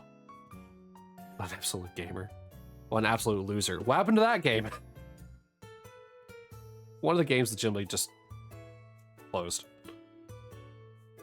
Which game is that? It's one of the leaf greens. Alright. Hold on, I need to open another leaf green now.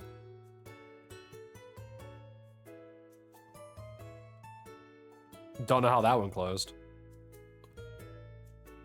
Which means I need to get it open now fully. I need to get to where the meme is.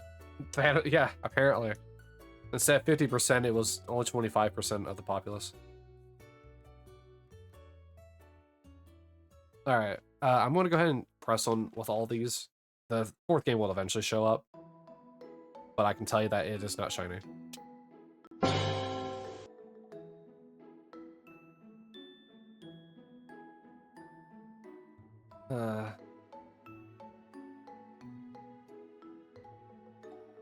Having to wait too long on like trying to get like wait for the games to like reappear is kind of annoying, but it's just like I don't feel like having to wait. Imagine if you could snap your fingers and crash 50% of the games running worldwide. I like chaos, but I know better than to get people mad while they're gaming.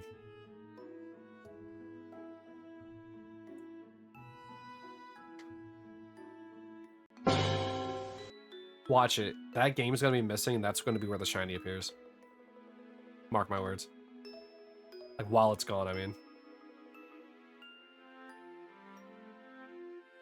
Oh, okay, finally shut up. Cool. Wrong. You're also early.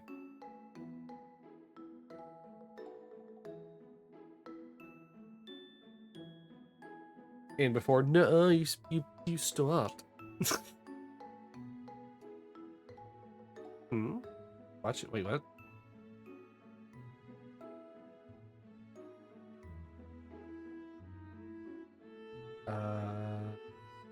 Find a cat. Brother, why are you auto-correcting the word gave?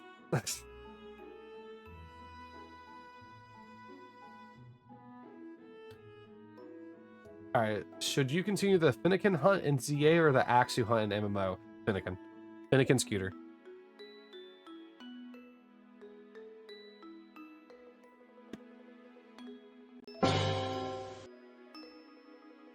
What did it correct to? It corrected gave to have.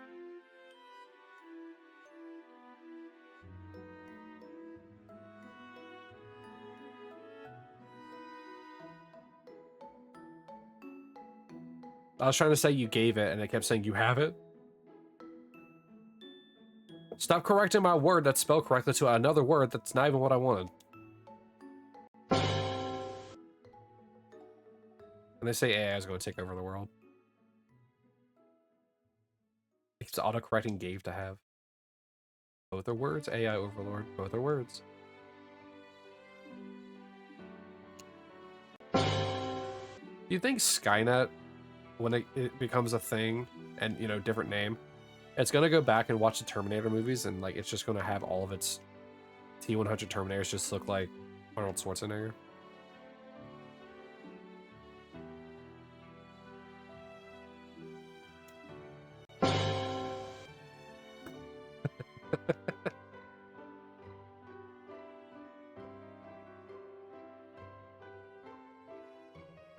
Because obviously AI can't think of anything for itself, so it has to recreate ideas from the past.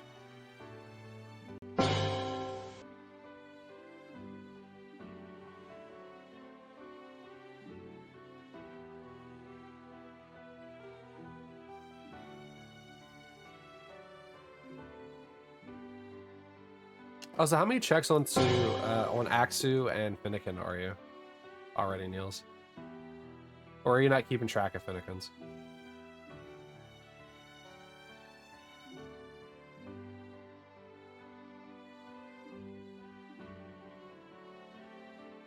You're not tracking Finnegan? Alright, do you know off the top of your head where Axu is?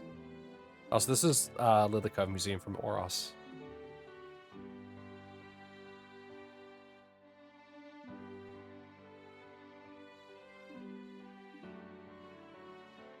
You don't, but you can check.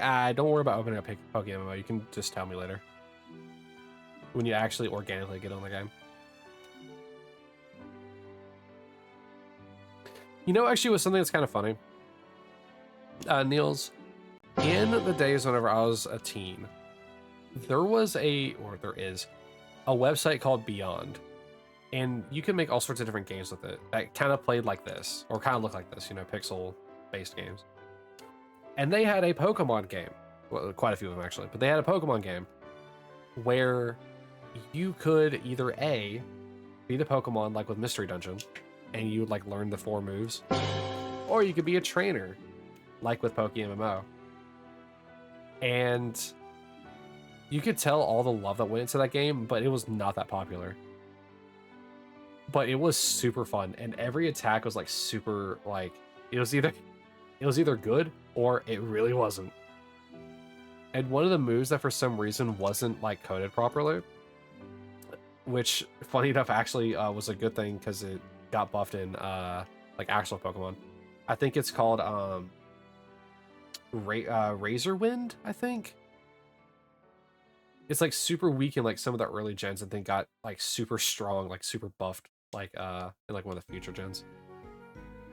I think it's Razor Wind. It might be Tailwind or so. It's some kind of wind. Or Razor to some, I don't remember. But like it was kind of funny that like in the Beyond game, that was an attack that was broken, and instead of doing like what 20 power or 15 or whatever the number it was originally, it did 200 by accident.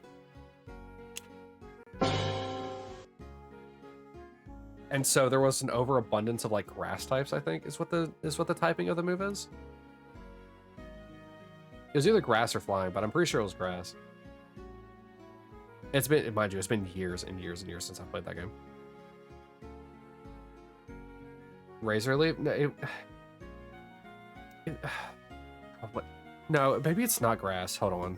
I should look up what the attack is. Let me increment and reset this. Let me just look what the attack is.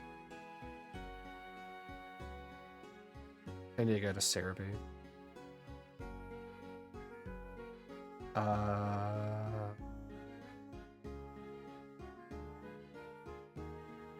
But yeah, I'm probably misremembering like the type of Pokemon that it is that can learn it.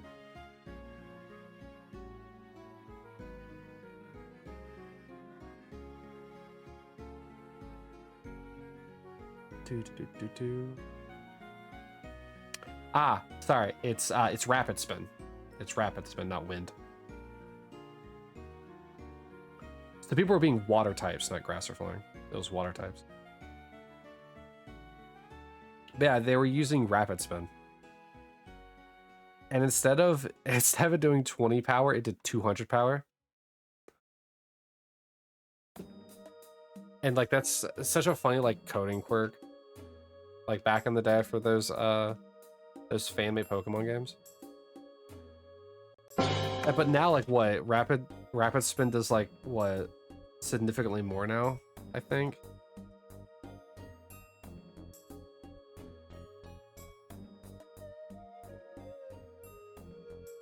And instead of doing 20, now it's 50. But it also, what, erases the speed stat, yeah, so. It's a lot better now.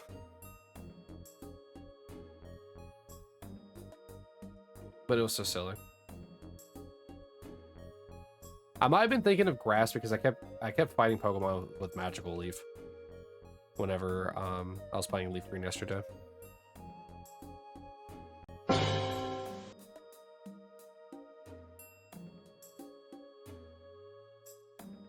But dude, Pokemon games are so wild. Like, think of all the bugs that Gen 1 alone has, like original Gen 1. X accuracy causing you to completely ignore the accuracy of a move. Making Oko moves essentially free guarantees. You're allowed to make your own Pokemon fan game or MMO, but you don't know the systems like coding, art, etc.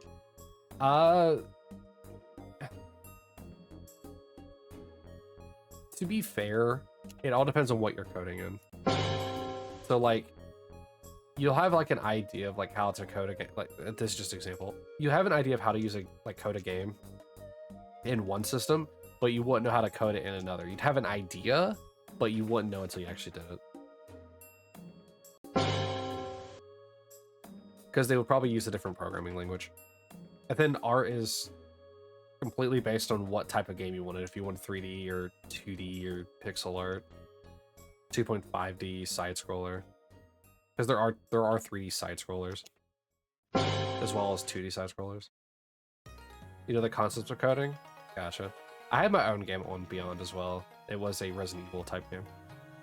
It was more like round survival. So it was kind of like Resident Evil combined with like COD zombies. Like you're in one location, survive.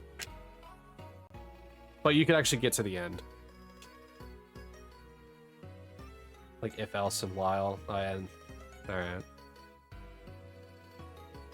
Coding really isn't... This is going to sound like a very demeaning thing I'm about to say. Coding really isn't that hard, Niels. It just has a lot of depth to it, which makes it hard. But coding in and of itself is not hard. If you want like just something very basic to start with, and I do mean very basic, just look at HTML.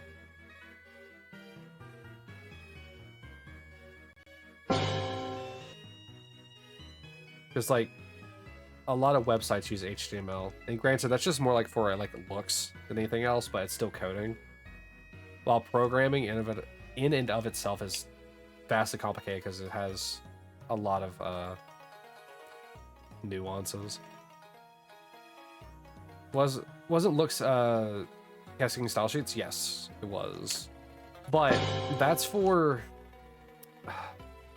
Alright, so HTML is for looks as well, but cascading style sheets is if you just... I keep just saying that instead of the acronym. Is if you want everything to kind of be similar. So like, you could have one web page look like something, or you could have the entire, like, say, a select number of like pages on your website to look the same. So think of HTML as like page to page to page, while CSS is like this entire chapter looks like this. It's just more, it's more like a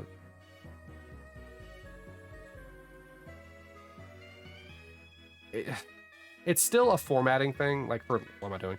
It's still a formatting thing for looks. It's just if you want it broader, so that way you don't have to edit every single page to look like this in like a certain amount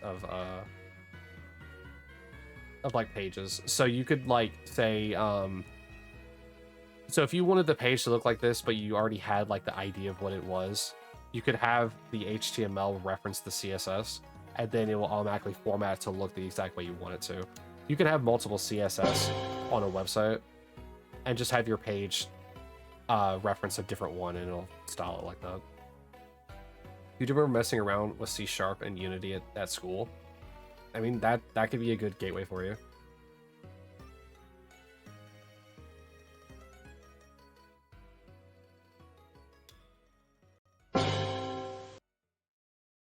What? Second phase? What? Huh? What game are you playing again? You're still playing Slaw? No. You're hunting Finnegan. My brain went to like fighting. Like there's a second phase in a fight, not phasing as in Shiny Living. But yeah, coding is simultaneously one of the easiest things and one of the hardest things, depending on how far of a deep dive you want to go into it. You must wait through the last mission. Keep it up. Focus on that mission, don't focus on me.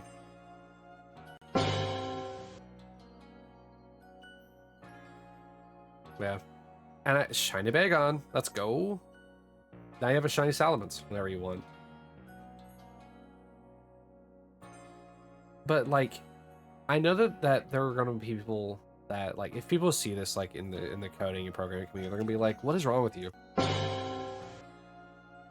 First phase was Altaria. Okay.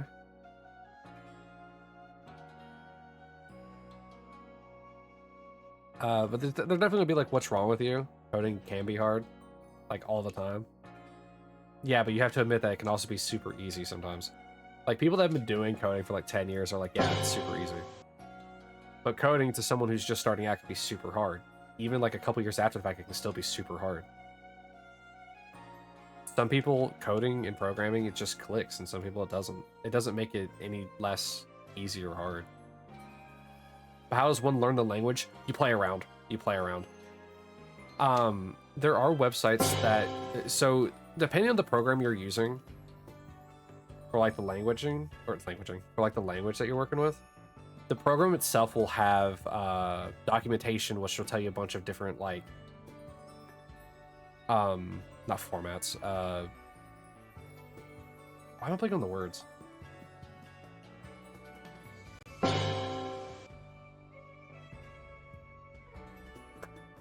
I really am blanking on it. Anyway, the program itself will have documentation that will tell you the words that you can use to do like different effects. So like, if you want to learn JavaScript, it has a whole bunch of documentation. Or C# has a whole bunch of documentation, CSS. It's about going through the documentation and just playing around with it. So like if this is gonna be like a very silly thing I'm about to type in chat, but if you wanted to have I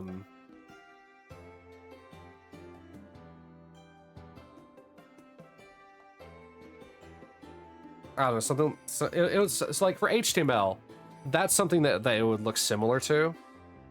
However, what's really funny is that for some reason in the chat it shows up differently than like in the background here. It looks different than it does in like the normal chat. I don't know why I did that. I think it just doesn't like brackets. But like for HTML, there'd be documentation, or like this is how you can set your color. Or let's say, for example, that font color, let's say that miraculously, I don't know how, ended up being like the perfect representation of blue. That would be the example of it in HTML. But in CSS, it would look completely different. In JavaScript, that would look completely different. So like as you change the languages, the terminology is slightly different, and how you put it in is also different, but the idea is still the same. You want the font color to be blue. It's all about looking at the documentation for the programming language that you're looking at and figuring out how it correlates to maybe say HTML that you've messed with. But each programming language will also have like different pros and cons. Like you may hate coding in C#, but you might love coding in JavaScript.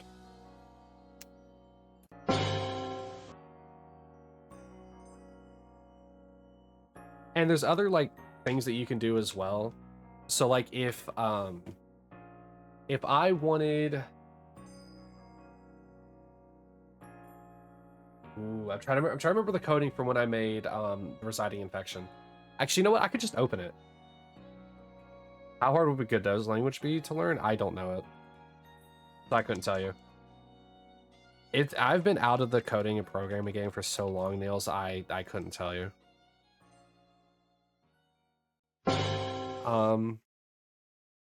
Here's another raffle, actually.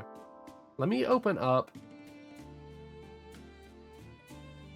Let me actually open up my game's source file. Because I'm trying to find one very specific thing. I have variables. I go to my codes, or my code for guns. Let's see what DM tells me. Actually, here, I'll... So, like, some things, like... You wanted to pull a very specific, like, image, right? And this is a different programming language. I can't remember what Beyond's coding language is in. But, like, one of the examples of, like, grabbing an image file that you would have would be something like this. And please do not click that. It's not a link. So whenever I fire a gun in the game, and it happens to be whatever gun that relates to, which in this case it would have been the Lionheart Gunblade. Whenever you fire it, it gives the firing animation of firing a Desert Eagle in that game. Now, the actual image of the gun itself would fire, which would have been... Let me find it. Would have been this coding. So the coding in the language of this game is very simple, but it still has a bunch of nuance to it. But this is just a very simple one I'm just showing. So if you see the one that I just posted, this is the icon state for whenever you fire. So it knows that, hey, the object that we're pulling for is for Lionheart, because it knows where it's pulling from already by default, because I referenced it earlier in the coding. And so it knows to look for a specific icon state named Lionheart. So anytime I fire the gun, it's going to show the firing state of Desert Eagle.dmi, but it's going to show the weapon of Lionheart instead.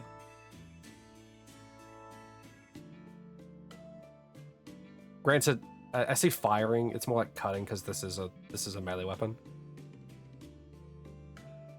Because like if I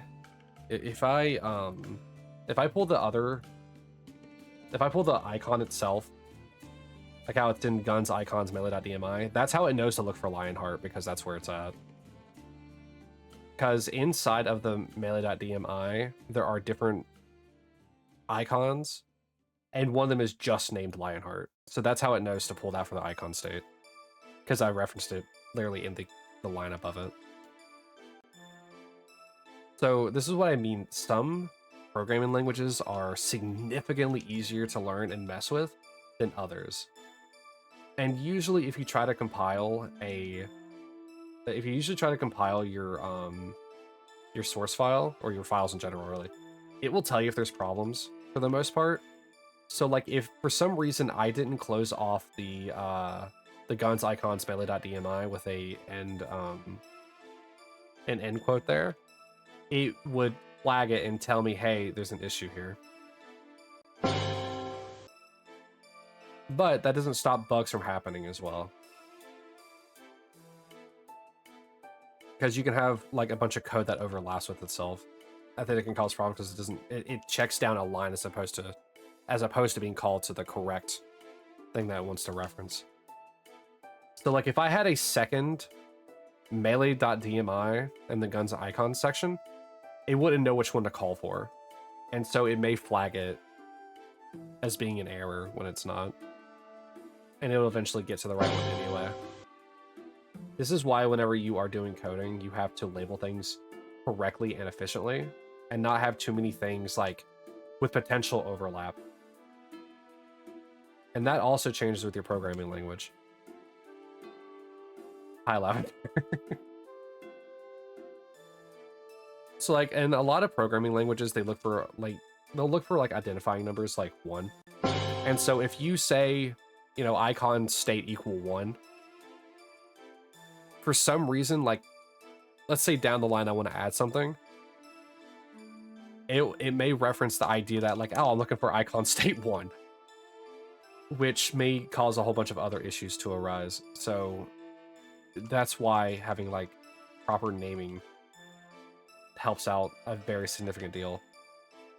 Like even whenever you're encoding, and I wonder if I can pull this one up real quick. I need to go to my main DM. So you can have something called a, and I'm just being like silly here. It's just a note. But like, if you wanted to leave like little notes in your coding, and once again, this is different in each language coding. I have this one here, which is a note for this specific variable.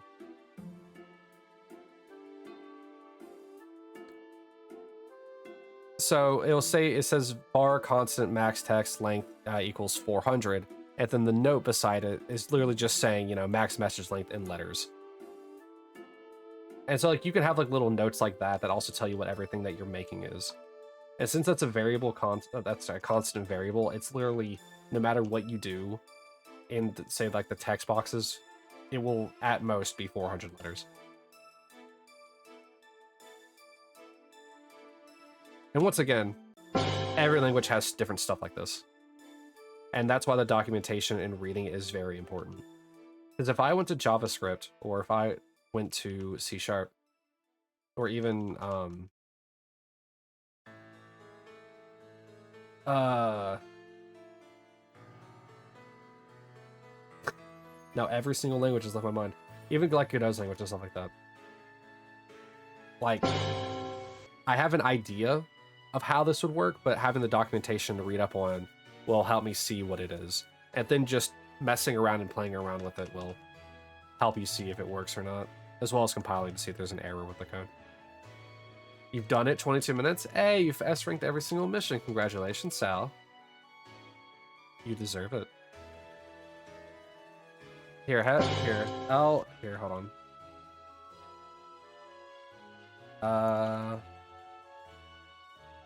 Oh wait, you're right. You're suffered 4. Here, have 10k. Give you 10,000 red orbs for your good deed. But Niels, this is why I said that like coding can be simultaneously super easy and super hard. If you understand what you're looking for in the documentation and you just mess around, it becomes easier over time. But it's always going to be hard to start off with. God, and I haven't looked at this coding in a very long time.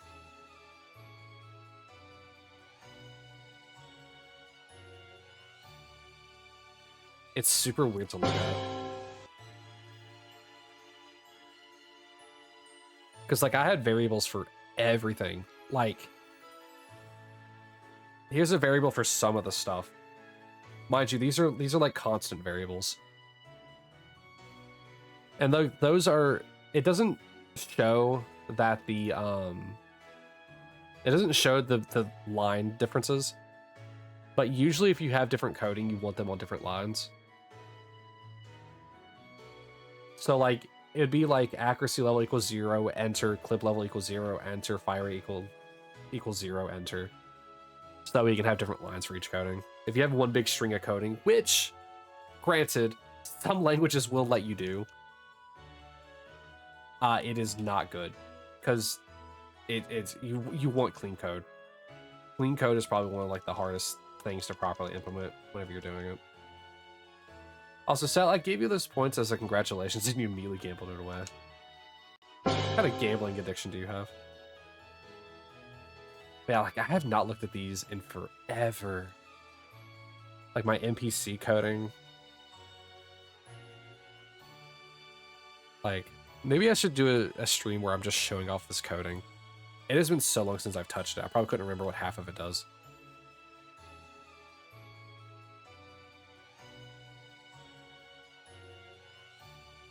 Like there's a game over screen here for NPCs. If game over, return, as in like stop working. If the source target for variable mob Z, which I think Z is supposed to be you, is an overview with a random site of 4 to 6 from the source, its alignment will change, with the source target being me, and then break, which means it stops that code line. If the source target, oh god,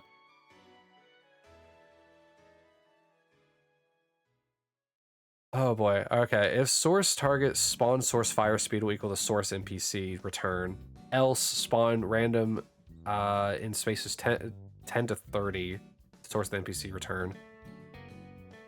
It's really funny. This one talks about their clip sizes. I'm just looking at different things in here now. Because every time I had to, every time I created an NPC, like the sentry turret, I had to give it NPC like coding to ensure that it functioned properly. I could have just made the NPC variable a constant, so like this is what it always defaults to. But I needed to change it because some of them would be stationary and some of them would be able to move.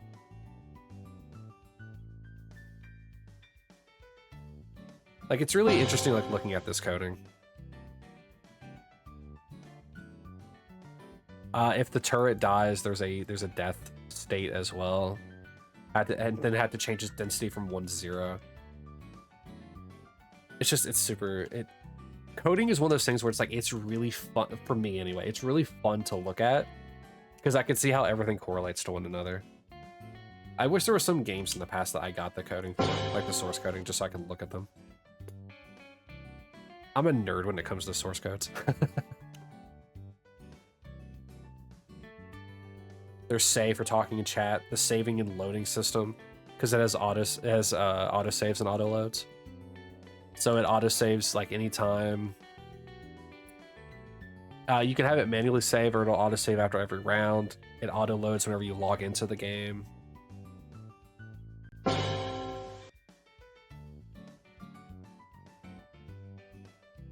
There's resetting your game, which really just literally just restarts your game. Like it doesn't clear your save, just restarts your game. You can delete your save if you want to. It's super cool. I loved coding back in the day, and I wish I would have stuck with it because I could have just been like into video game programming like now. But dude, I've lost it. I'm sure if I looked at this properly and got into it again, I could probably get like back into fully coding like for video games.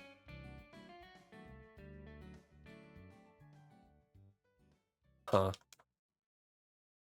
Oh yeah, source initial head icon, source initial icon, null, yeah. I like looking at this. I'm trying to remember what language this is in though.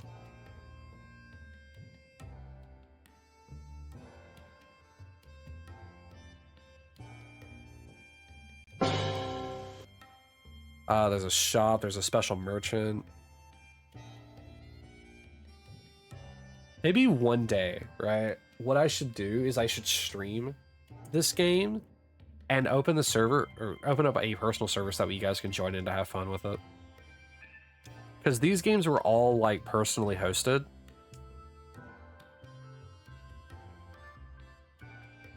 Though you could buy a server to, you know, host it indefinitely. But it's just super cool to look at these. And here's the HTML association. So like if you wanted to use blue, you could either use the word blue or you could use 4 zeros followed by 2 Fs.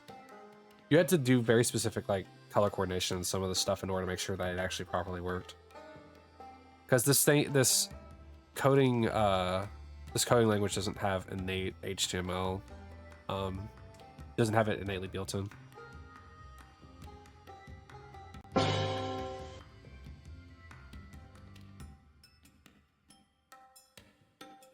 It's really weird.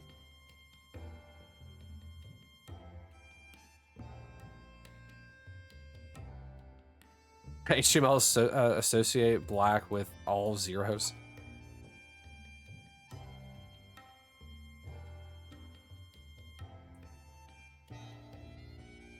I can't believe like me being on stream on day 95 has got me to look at my coding I haven't looked at in years. There's tier shops. Once again, all the icons.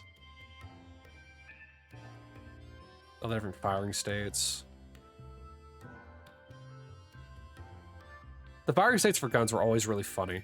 They were usually just the gun turned at an angle and just fired in the direction.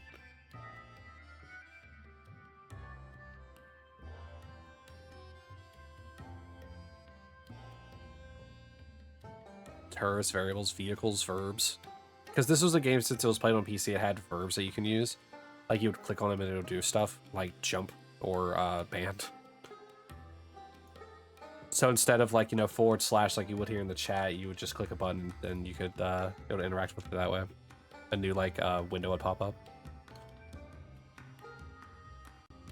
Dude, I miss this.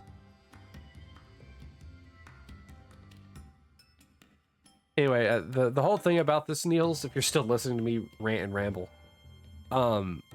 if you're going to get into coding, just find a language and just mess with it.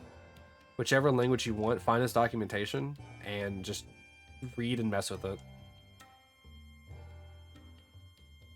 Worry about the art later. The art can literally just be squares, like, for all it matters. So long as you have, like, something to differentiate them. Like, your main character could just be a square you drew in paint. Your spikes can just be triangles. Your enemies can be circles. You know what I mean? The art can come later. Just worry about, like, making the game itself work and playing around with the coding. Though if there was anything, I would suggest starting with 2D before you get to 3D.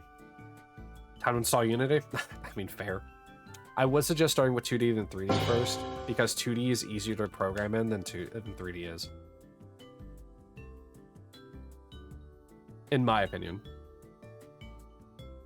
I know that with, like, Unity, it has assets you can use, which has a lot of code already built into it. But there's still code that you need to apply to it, like density.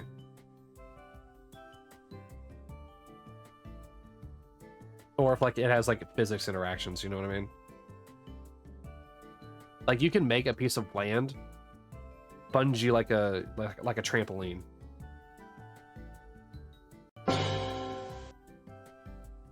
What was your next question?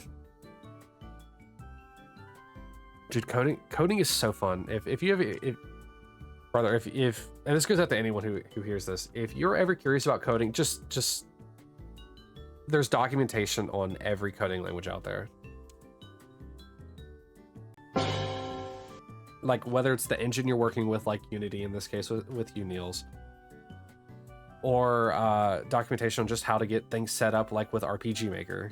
Like, there's documentation for every single coding language out there that anyone's using that isn't proprietary. 2D versus, or 2D or 3D, yeah. Fair enough.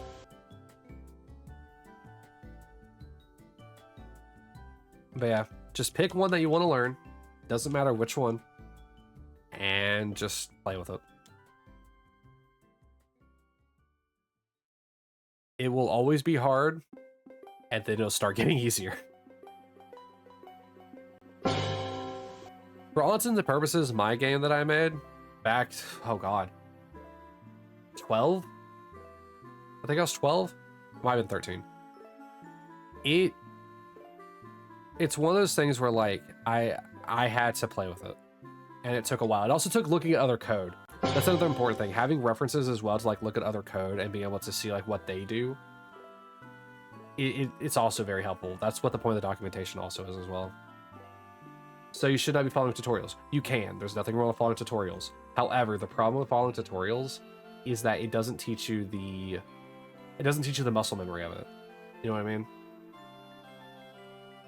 So, like, if I wanted to make a thumbnail, and this is something completely different than coding, but if I want to make a thumbnail and I don't know how to use a certain brush, I could just Google, hey, what brush will let me have the effect that I want? But it doesn't build in the idea of my mind that, oh, I just stumbled upon this brush and this is what it does. And now I have, like, the core, like, idea in my head that, oh yeah, this brush does that. Tutorials are good for helping you, like, troubleshoot, in my opinion. And they're good for, like, starting up, but they don't help you build that core, like, that core, like, identity in your head. Because, like, if you're like, okay, here's a tutorial on how to build a mountain. Well, okay, so now you know how to go to that tutorial and follow it to make a mountain. If you do tutorials, do the tutorial, but then after you finish it and you've done what it wants you to do, then do it again without the tutorial at all. And just do it do it repeatedly until like you feel like you have it down. And then what I want you to do is have fun with those settings that you were messing with to see what else you can do with those. So like if you see that, oh yeah, whenever you're making a mountain, you can take a point, make its height 100, and then there you go, you have like a very sharp point up. See what happens if you make it negative. See what happens if you take multiple points and put them at multiple heights. Like, it's just, the tutorial can be good for getting you into it, but you yourself need to mess with it without the tutorial to get used to it and understand how it works better.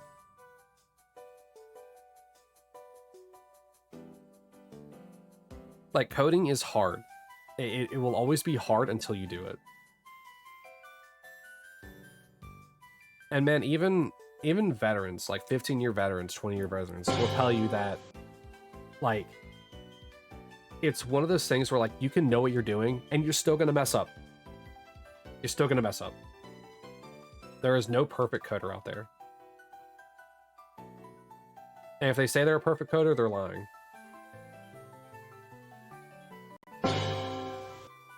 Apparently your Unity version was 2022. Jeez, you have to update that or stick with 2022.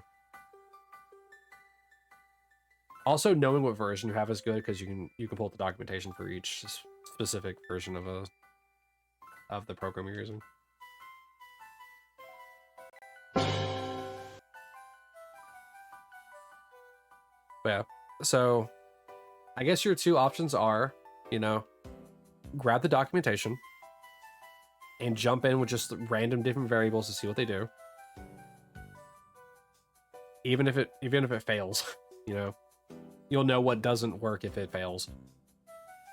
Or go in with the tutorial to get a basic gist on how things work, but then play with the things that you were just messing with. Once again, like if you're being taught how to build a mountain, start messing with the things after you learn how to build a mountain. Also, I forgot to be doing like raffles like forever ago. So here, have a 10K.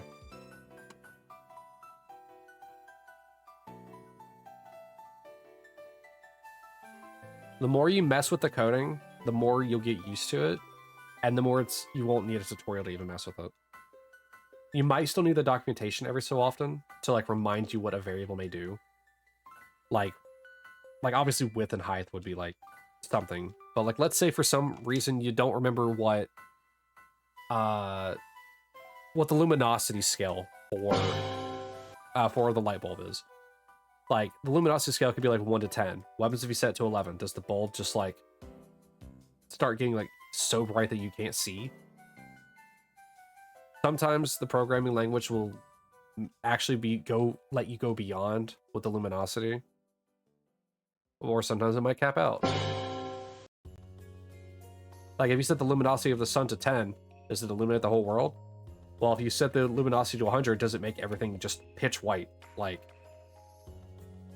if you make the luminosity -1, like what happens there? A lot of coding and like starting off and learning is just finding a place to start and messing with it. But whenever you actually want to start building, like let's say you want to start building a game, that's where it becomes a little bit more difficult. Because messing with stuff in coding is very easy, but putting it all together is hard. That's where the documentation will come in handy, more than any tutorial. Because honestly, while like the very like groundwork of building a game may look the same, it's vastly different based on what it is that you're doing.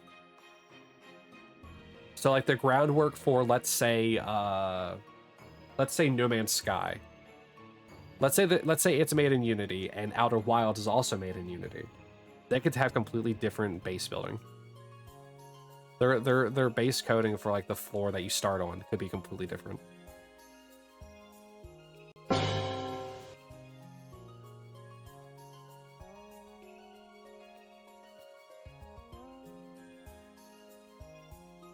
So The tutorial will help, but the tutorial kind of locks you into a certain way of doing it.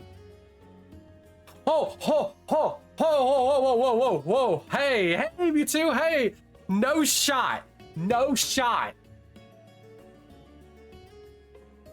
No shot, for real, right now.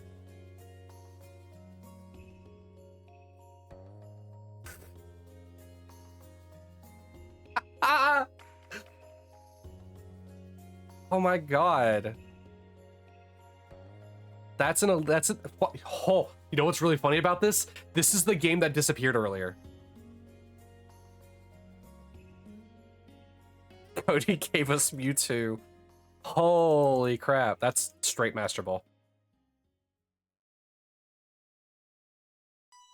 That's awesome.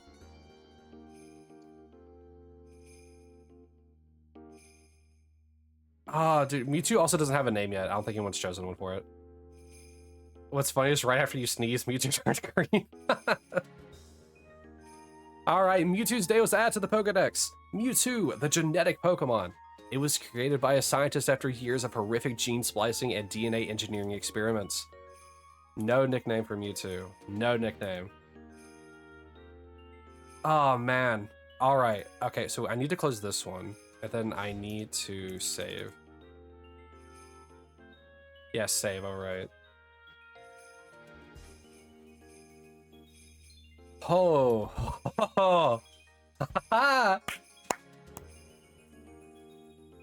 oh man. I was just trying to be like, throw him out the window. I was just trying to be helpful with, like, you know, talking about the fact that, you know, coding is super cool, but it's super hard. To finish the thought that I was going to say, the tutorial is going to lock you into a certain way of doing it, which is going to be more hurtful to your coding than if you learn about it through a tutorial and then play with it on your own with the documentation. Because the documentation will give you a more in-depth look into it than a tutorial. A tutorial is very base level and just tells you, for the most part, how to do it, while the documentation gives you a more in-depth look and lets you play more freely with it. Oh, oh, dude, he shined so quickly. All right, he was on the third game, which means that our total number is going to be this. In reality, well, actually, it should be 8. It should be 8, actually, now I think about it. Because that would have been the 8th game. Because, like, it was 6, so 7, 8 would have been the second game on the top right, and then the 9th one would have been there. So we'll actually make it this.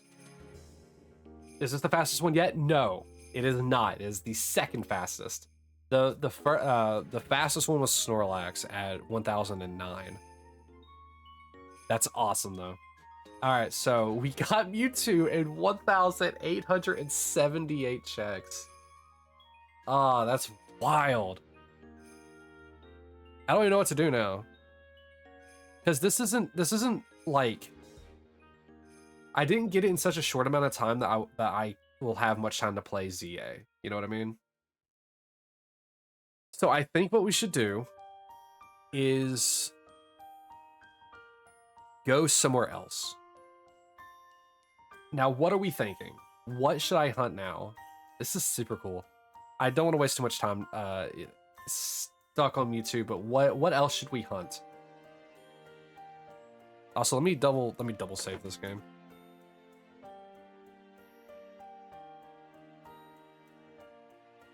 Mew, you cannot hunt Mew in this game. Mew is in Japanese Emerald. Hi Alexis, how are you doing today? But yeah, I can't hunt Mew in this. It's only the first 150 in Fire Red Leaf Green that I'm gonna be hunting. I cannot hunt Mew until Emerald.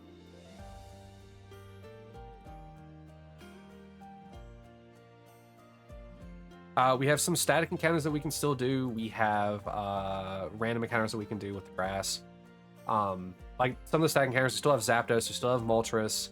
We have... I don't have the money for the game corner to hunt any of them yet. I think I have the old Amber for I think I have the old Amber or like Aerodactyl, maybe. I know we have the fossils that we can use, but those are like static encounters. There's also still a bunch of the random encounters that we need to get, like, you know, Rattata and Beetle and all that. Shocky Burb. What is Zapdos currently at anyway? Zapdos is at 1,600 checks currently. I haven't even looked. We haven't even touched Moltres yet. We have Kabuto at 10 checks. We have Eevee at 50 and Farfetch is at 0 because that has to be an egg hunt. Okay, if we are going to be doing... If we're going to be doing that... Do I want to try and catch Mewtwo? I'm not really going to be using Mewtwo, honestly, at this point. So I think we can just close this one for now, and I will... Actually, I could just reset these games. Farming money on Poke MMO event? What about me? Well, you see, I was shiny hunting Mewtwo. I was doing that. But now I'm not anymore. So... Do I have... Yeah, you have Dig. Okay.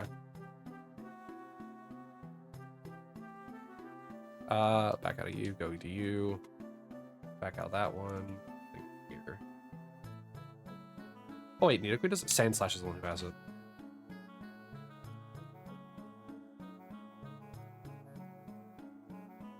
Oh, dude, that's awesome.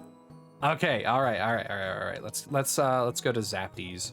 I don't think I have Flying Fire either. I don't. Okay. Can you believe it? You know, also, Niels, you were wrong. It wasn't medium to late.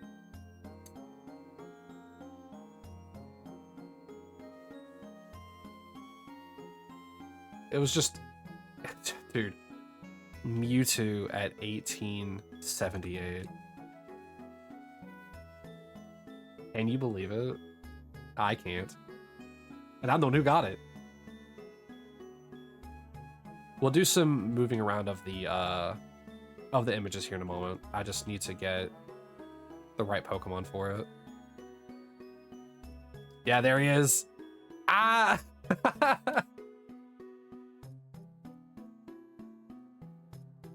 Oh, look at it.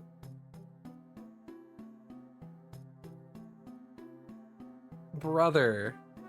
Hold on. I need to take a picture of this. Hold on. I need to get a picture of this for Kat.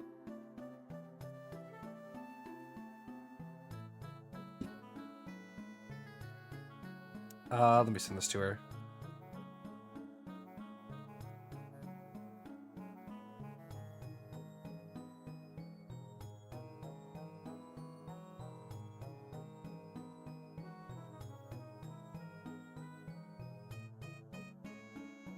Okay. Oh. Ooh.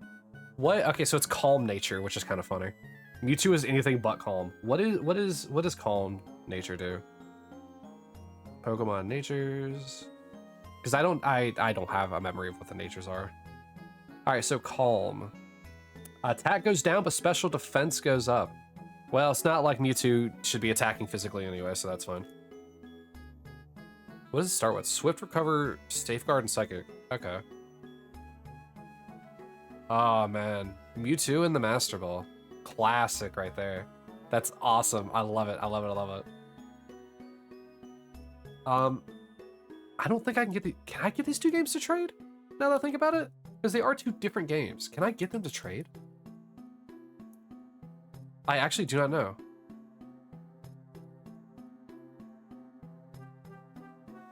I would imagine not, right?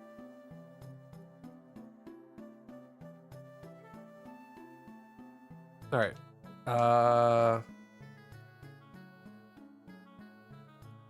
This is probably battles, right? No, this is the Union Room. Oh, okay, right. I don't have these connected as multiplayer. Pokemon Cable Club? Maybe this will work.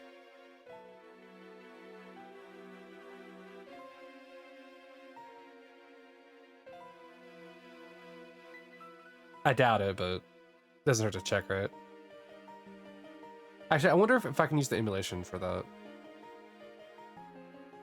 I'm just checking.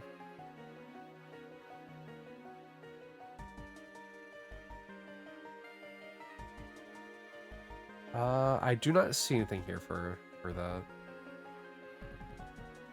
The solar sensor for Boktai? Alright, why is that here?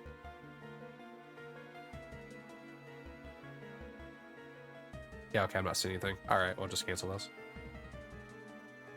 I'll trade them at some other point.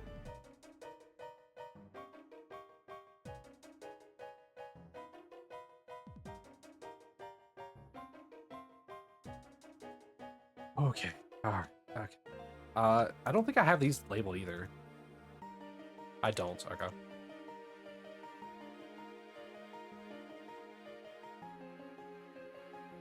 Oh, okay,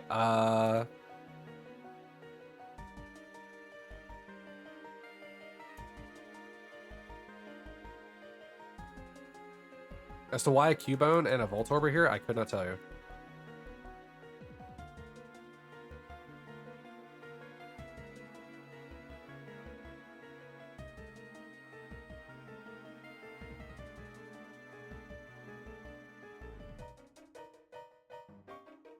Charizard. Let's put you back where you actually belong, which is over here. This is Bulbasaur, so you should go here. Right. Where's your number? 6, 7. Yeah, okay, cool. Why? Of course, it was 6, 7 again.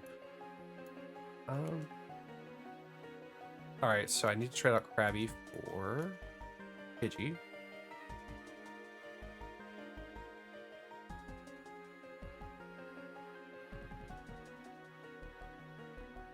This is 800 slower than Snorlax? Yeah, yeah, I don't know. Brother, it's wild though, no matter how you want to look at it. All right, flying to Lavender. I don't know why we're flying to Lavender when we should be flying to the cave, actually.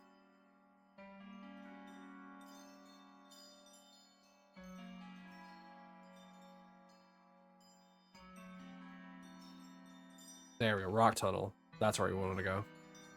Also, what's happening on Discord? I heard it pop, but I don't know.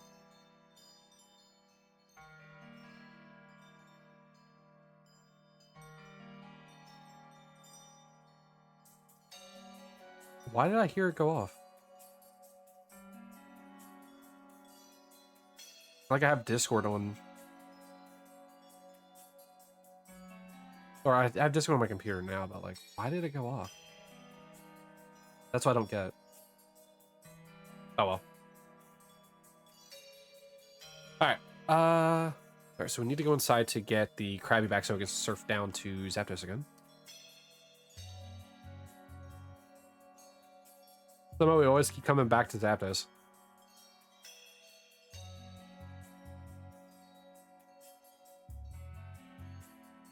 Ironically enough, would this be a good time to pull out the Mewtwo? The screenshot of you in between the small screens? No, I know that's there. I mean, like, I just heard it go off. Actually, what Pokemon do I have on my teams? Because I'm going to want... Alright, so here's a ground type. That's second ground type.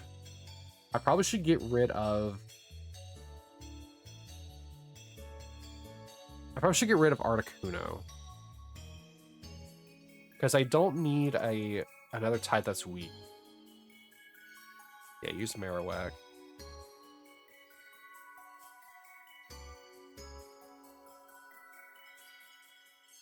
I already have 2 ground types on Leaf Green. Alright. Oh, but wait. Actually, I have enough for that. Okay.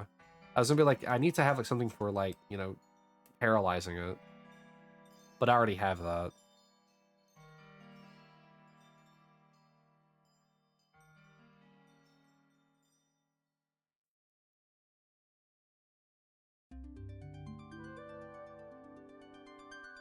Alright, another Legends Arceus thing. least I think so. No, no, now I'm not sure. SMD, what is SMD? Sky Mystery Dungeon or something?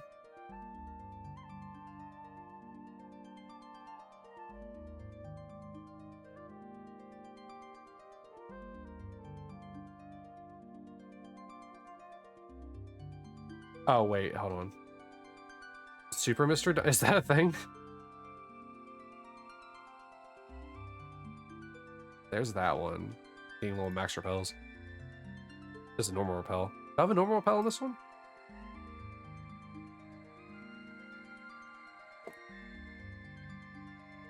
I do not. Okay. I still feel like having to deal with Pokemon as I'm running through here. I guess it doesn't really matter, does it?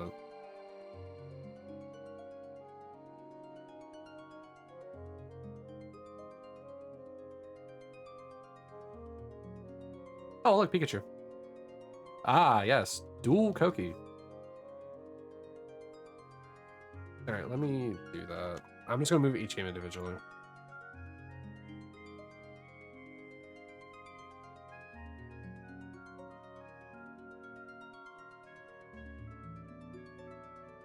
A Magnemite. Imagine finding a shiny while we're just making our way over to the Zapdos. That'd be wild.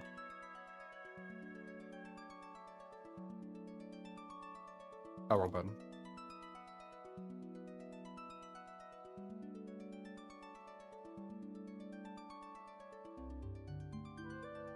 Pikachu really likes Fire Red.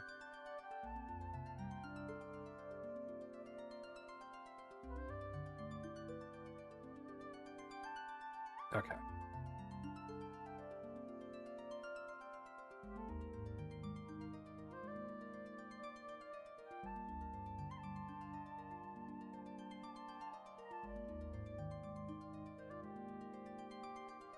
Making our way downtown, walking fast.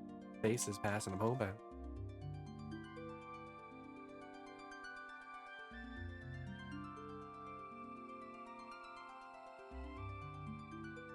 A Magneton. Ooh. Apparently Magneton doesn't have Levitate. I thought it did. Or like Magnet Rise or something.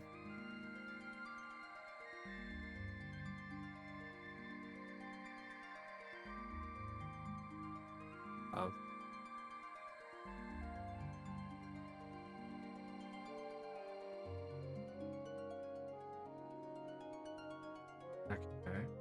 Whoop. I cannot get but like 3 feet. Oh wait, no, this is correct, yeah. Pikachu.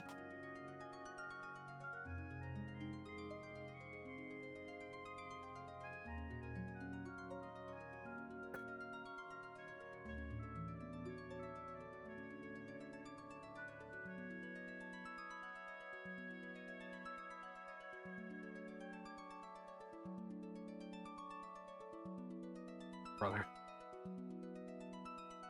Electabuzz.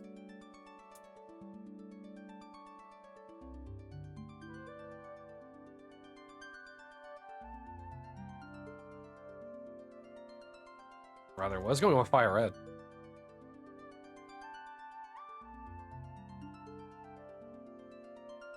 Wait, one more. Alright.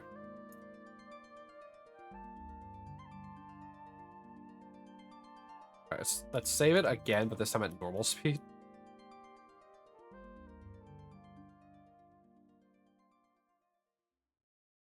Alright. I'm going to close these games out and get them fixed up again. Because I have them set up in a certain way. To help with having the games appear.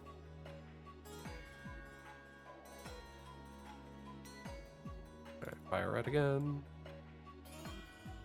Then one more Leaf Green. Alright, on top of it, we also have to change the thing to Zapdos, or as I like to call it, Zapdies. And we have to move a bunch of stuff on the recently in goals screens. So actually, YouTube, instead of having you watch all this, I'll be right back with you. Okay, so now we can finally continue with Zapdos. Bau or Gau. Gao. So the thing about Zapdos is it's just more, or it's just orange as opposed to yellow. And it didn't increment because I guess I removed the Mewtwo instead of, I forgot to re-click on it. But wow, dude, wow. 1,878 for the Mewtwo. Oh, I gotta change the stream elements thing as well.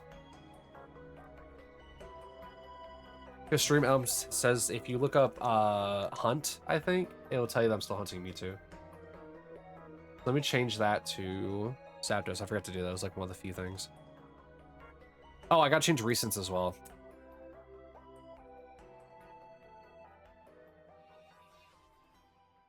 Go figure, right?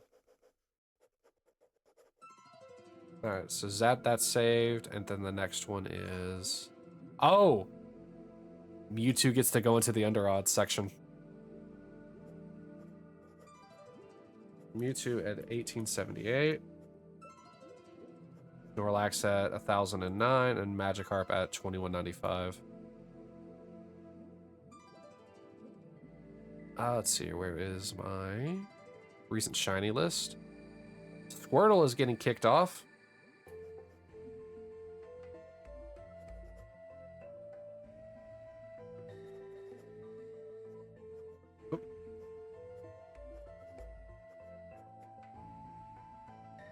All right, all three of those should be good now.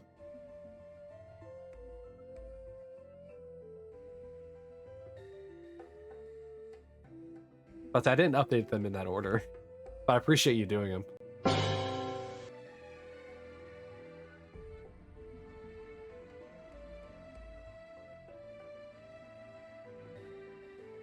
Oh, man.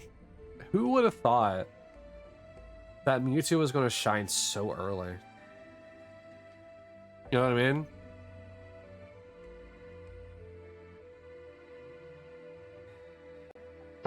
And with Zapdos being kind of different, I kind of had to wait for it to fully show up.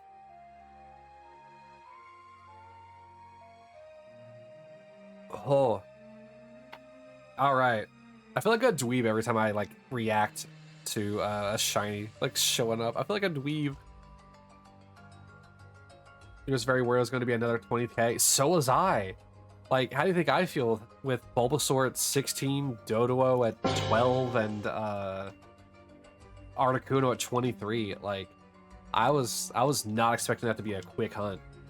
It is nice though that we have an under odds legendary in the under odds command. And look, Kai missed it, Koki missed it. How are you guys gonna tell them without a clip? Also, Zapdos is pretty low in that goal section.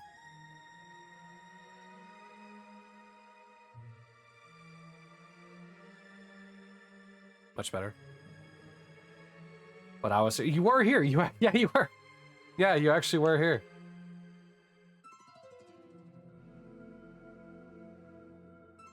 You were here, you know, once in a very long time. It's wild, man. Dude, luck be fickle, but luck sometimes be, like, so blessing. It's insane. We probably won't be able to get that many checks in today for Zapdos, but I still want to get some. I could have just been like, yeah, we're going to end after that, but it's like, eh. You think you've missed almost all the shinies? No, I don't think you have. I think you've only missed, like, 2. I think you've missed Bulbasaur and Articuno. I think you were there for... I think you were there for Magikarp and Doduo. I'm pretty sure you were there for Charmander and Squirtle. I don't know. We'd had to watch back the VODs in order to find out, and I don't know what days who unlocked where. You were here for Articuno? It's hard to remember. I had to update the spreadsheet on my laptop. I probably should do that at some point today. Also, I heard Discord go off again. But what for this time?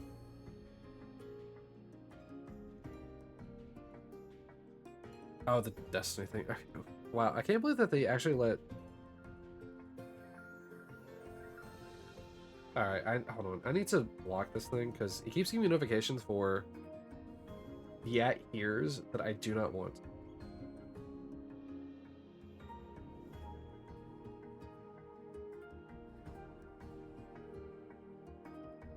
Oh, man.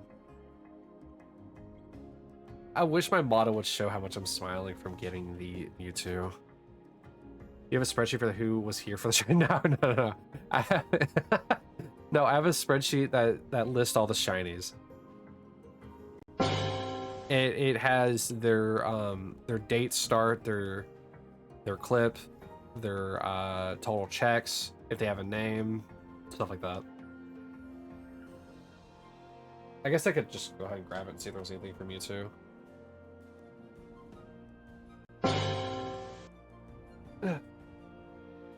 Since I have all this space to my left I can use.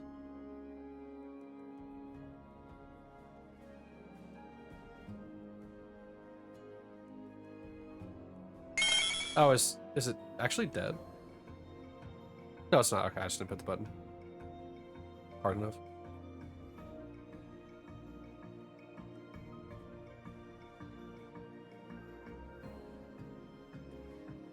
However, I will say, I think the odds that I get both a Zapdos and a Mewtwo in the same day, I think, are not gonna happen. I don't think me getting any. I don't think I'm gonna ever get 2 Pokemon in the same day until Generation 2, at the very least. People will be like, never say never. And it's just like, apparently you haven't met me.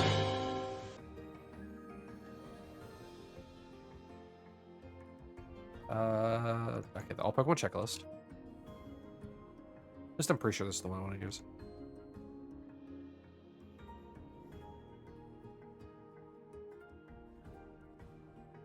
Yeah, that was last made in like February of last year, so that I stopped using that one for a while. Okay. Hey, this time we weren't playing Malamart either.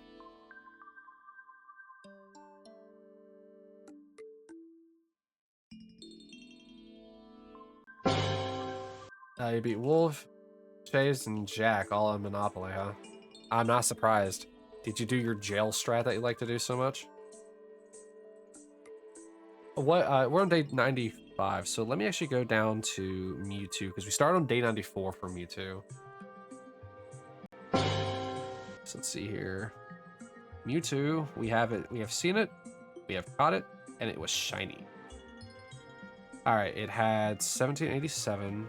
We started on day 94, and it got caught on day 95. What a wild thing for Mewtwo. You tried, but luck was not on your side. I mean, I guess luck was actually on your side. You managed to win, right?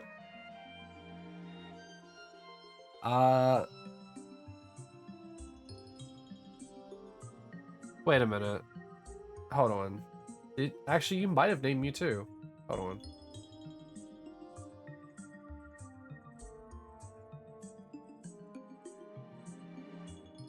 Hold on. Hold. Mewtwo might actually have a name. Hold on. I need to look around now. Actually, YouTube, hold on. Alright. You did name Gyarados? You trying to spell Gyarados and that's how he came out? But it wasn't your freebie? I don't remember, man. I just remember that Hoopa was like your favorite Pokemon, but like it doesn't have a name in my list. And I think I stopped messing with it, like... I have the start date for Articuno, and I don't remember if it has an end date for Bulbasaur. Are all your Pokemon just gonna be named Alan?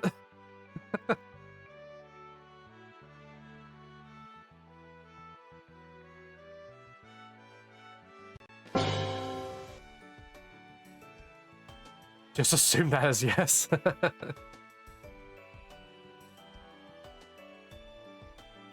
Let's see, if I look at my playlist for the Shiny Living Dex, right? I wish I would have had these like listed by like, you know, release date.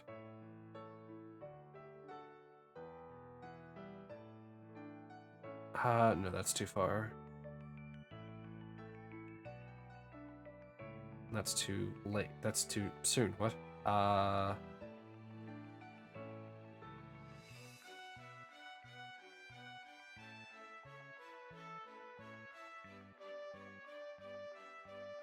Did I just not play Pokemon in the entire month of July? What happened there? So I'm going to assume day 22 and before, or day 21 and before. It's somewhere in there as to why Mewtwo is July of last year. I took a break. Question mark. I know I took a break this year.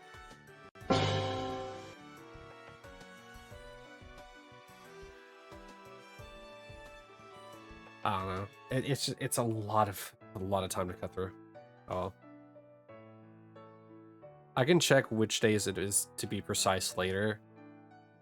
Because on desktop YouTube, I can see what the video's original name was.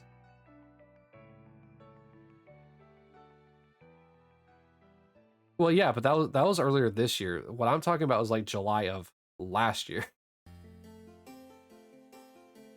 Like 5 months into the Shiny Dex challenge.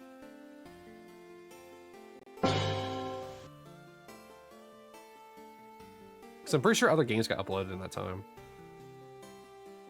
Actually, I can literally just check on my phone again. I got a dashboard. Content.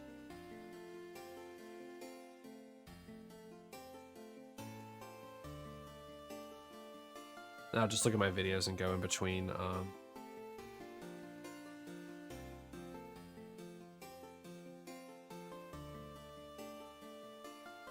I can just go to like whatever day 23 is at. You'll stop playing Pokemon because you started hating streaming Pokemon. Like I said, I know that like there was like some periods of time for like weird stuff for like YouTube and like me just playing different games, but like I can't. It's hard to remember everything with all blurred.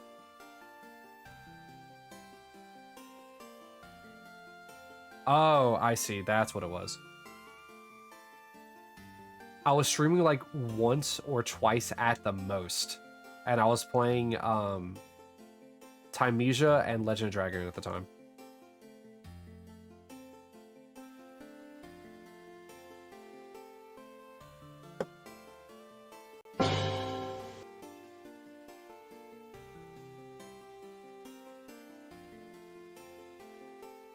At least according to my YouTube scheduling, or the way my YouTube videos are set up.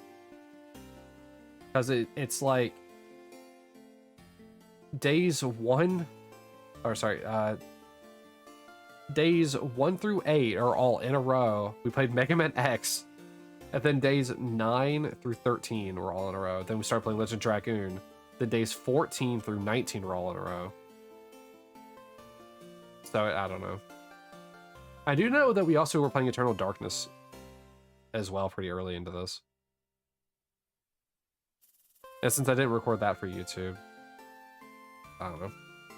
Either way,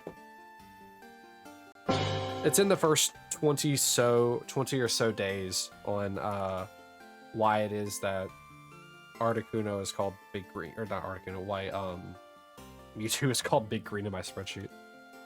Someone had to have named it Big Green. Because obviously I put Salford 4 question mark.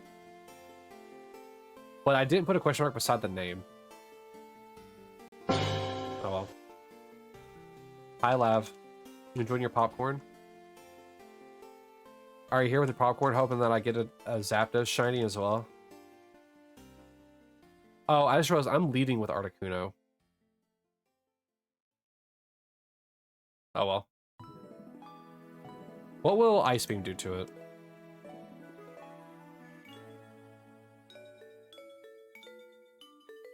Because it is flying. That's funny. Okay, so don't use Ice Beam. It's more likely to do it. We'll just straight up kill Zapdos. That and you want to have snacks, so you have a big bag of kettle corn. I don't really like kettle corn. I think it's too hard.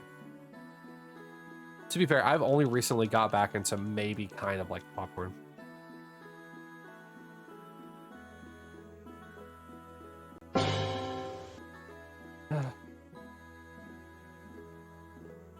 Could you imagine Mewtwo being surrounded by Articuno and Zapdos? Like in the recent section?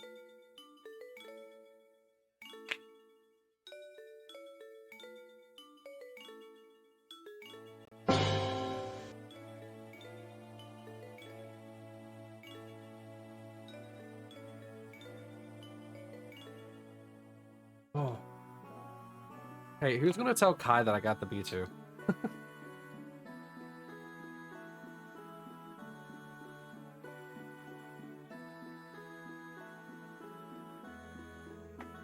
There.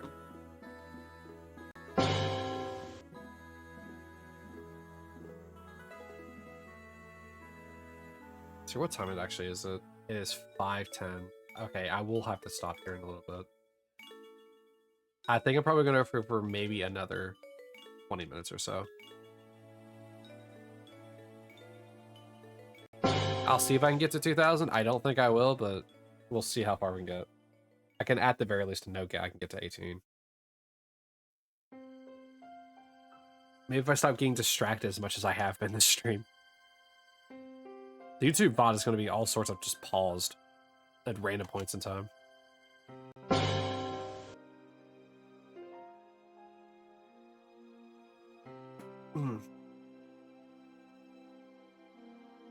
And then we get to start Legend ZA tomorrow. Just as a reminder, tomorrow's stream is going to be later than usual. That's going to be starting at 2:30 Eastern. How many? 1878. 1,878.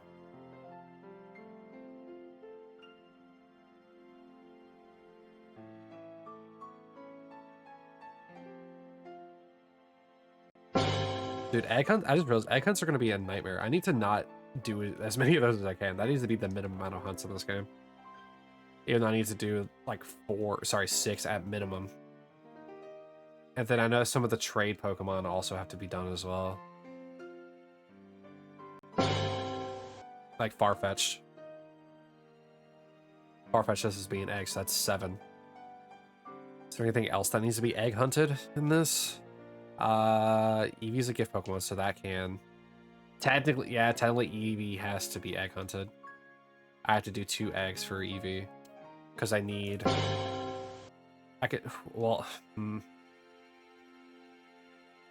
I need to egg hunt it twice.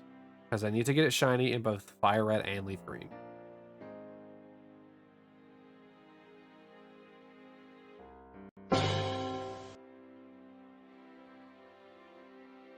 So that makes it 9. Told him, thank you. So that makes it 9. What other Pokemon am I going to have to very specifically egg hunt?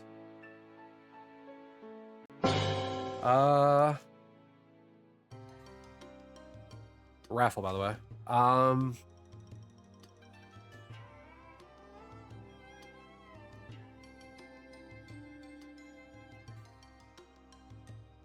I mean, I won't. I'll have to egg hunt the fossils, 1 each of them. So that's 11. It's not Aerodactyl, but Ammonite and Kabuto. They'll each have to be egg hunted once, because I need to evolve them into Kabutops and Omnistar. So 11. What else are we thinking?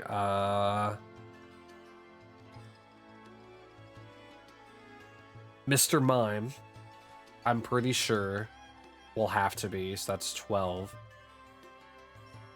Because Mr. Mime can only be got from a trade, as far as I'm aware. Ditto. No, you can't egg hunt Ditto. So 12? Maybe, give or take?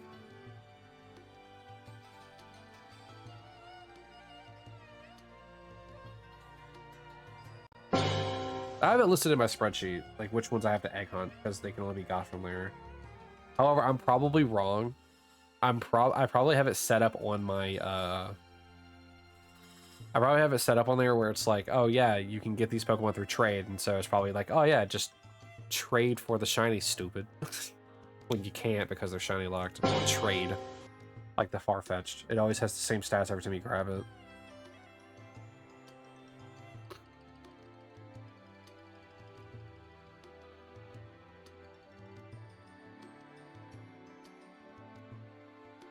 The reason why like Eevee and Magikarp are a bit different is because they're considered gift Pokemon, not trade Pokemon. Trade Pokemon always have the same trade Pokemon are shiny locked, while gift Pokemon are not. At least if my research is recalling correctly. So we're at what? What did I say, 12? 12 eggs so far? 12 egg hunts? Technically Dratini, Dragonair, and Dragonite can all be hunted in various different ways. The Safari or the game corner.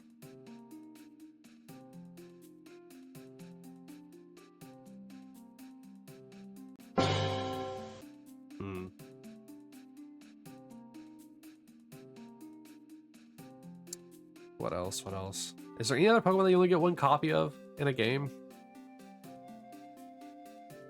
That has like multiple forms? Or is, you know, trade shiny locked like Farfetch'd? I'm trying to think.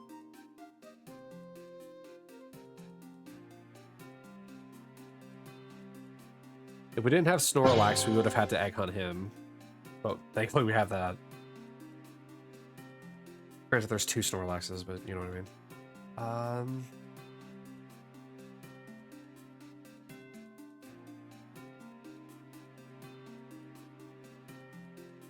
very distinctly trying to remember. But I think we are just fine with 12. Which that's gonna be brutal. Those are gonna suck. Same odds as normal hunting, but now I have to do it out of an egg.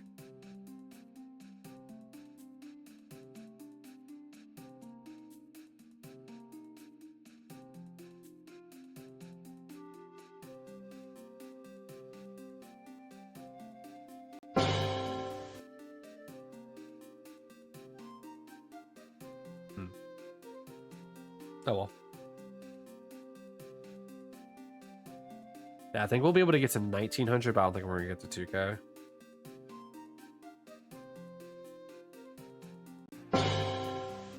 Alright, so 1800 raffle, here you go.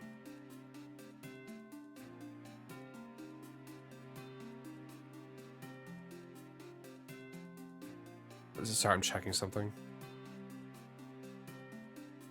Alright.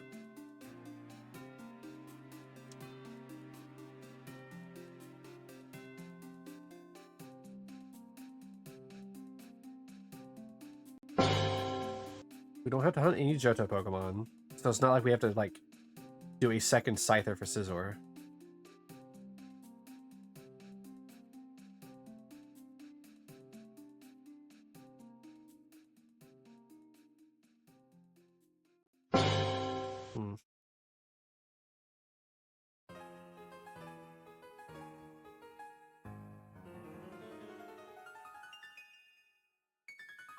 No, nose goes.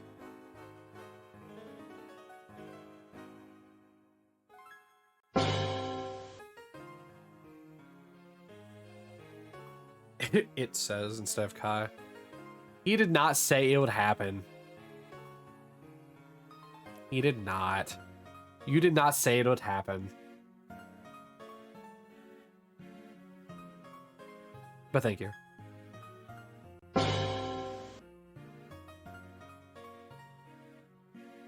Yeah, we got the green boy. And apparently he's for some reason to be named Big Green, and I don't know why. You knew how to get lucky? Well, I have to get lucky after a 16,000, 12,000, and 23,000 hunt. I kind of have to. Clip, I don't think anyone clipped it. So I'll have to make it in a bit.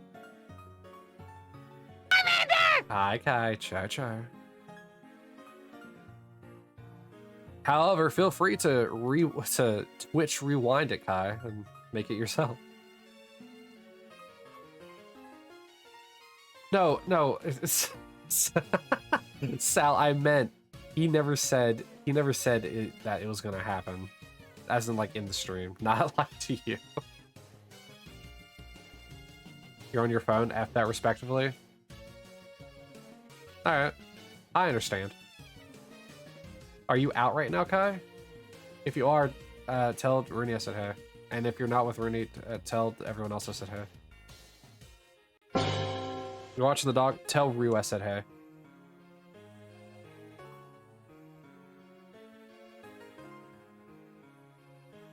And who's a good dog?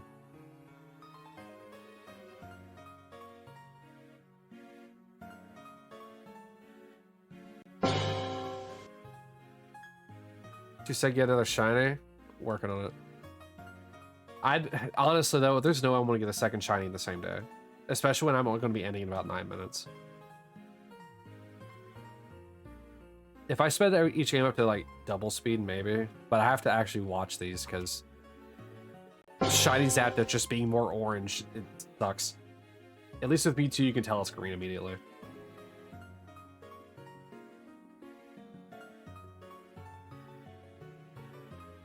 I don't know, maybe I should double the speed of the game just so I can get to 2,000 checks.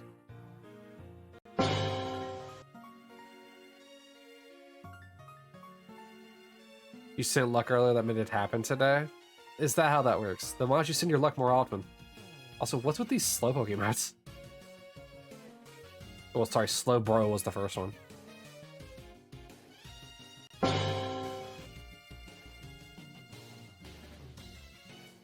Wow, that one's just as cursed as the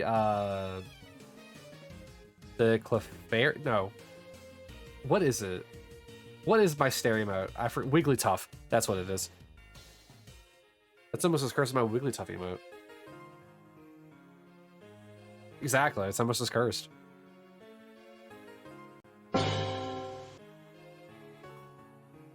What is that? Is that a rat?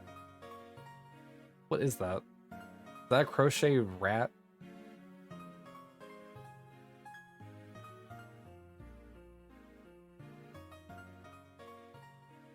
Actually, let's do that. Let's double speed this.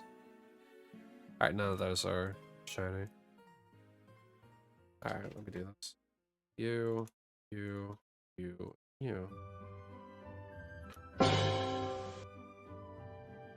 Slowbro's costume. Silly.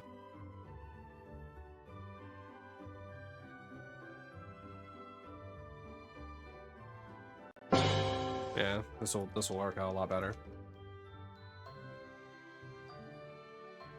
Yeah, I think it's like the double speed right now. I'm just taking this up to 2,000, that's it. I'm not gonna double speed the entire checking process. I just want to get to 2,000, have a nice clean number after getting the very adorable Mewtwo.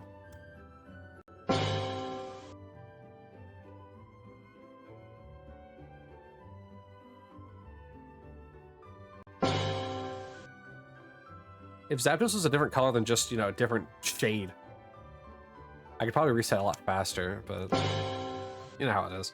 It was just like the Snorlax. The Snorlax was very subtle, but you could tell. This one, I don't think is going to be the case, or it's going to be subtle. Like that, like it's going to be subtle, but you can tell it's just going to be very subtle.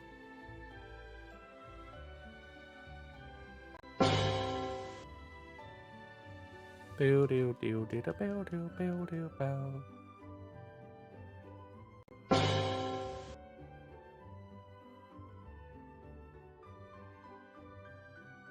Lavender, are you all comfy? Can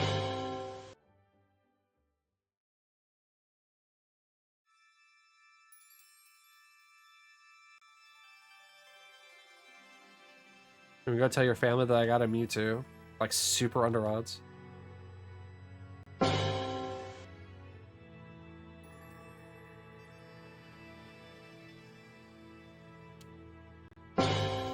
Alright, we hit 1900. It's another level.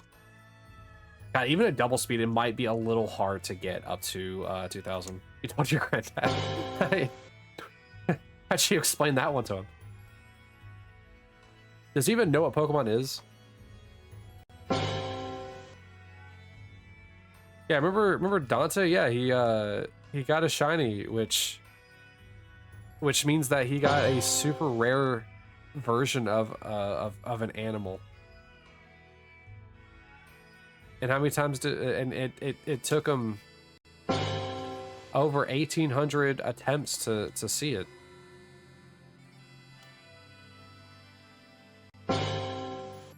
It's like collecting a rare card, a rare baseball card, you know? You had to say, you see how that one's different color? That's a shiny. Yeah, the 3 of them were all the same color. That one's different, therefore. It's more special. What makes it special? It's a different color.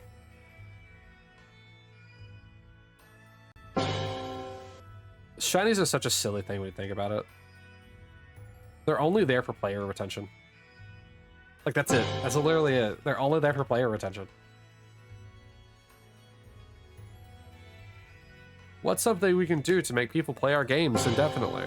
How about we add a special variant of the Pokemon that's a slightly different color? Does it have any better stats? Nope, just a different color. And it'll have this like fancy little sparkle effect, and that's brilliant.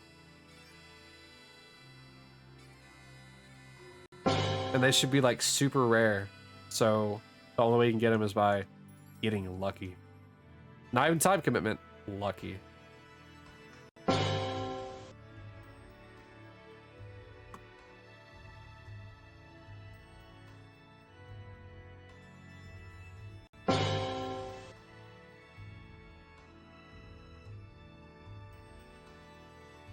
Essentially, yeah. 1 in 8,000. Which, I mean, in the grand scheme really isn't that bad of odds. But whenever you see, like in the case of my Articuno, 1 in 8,000, it doesn't guarantee it. Given how I went, what, triple odds over?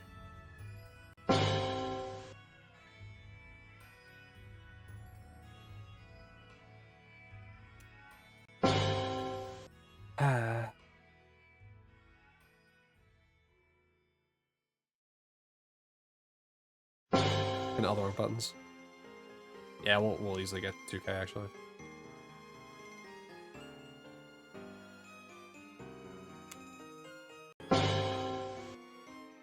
Congrats, Slav.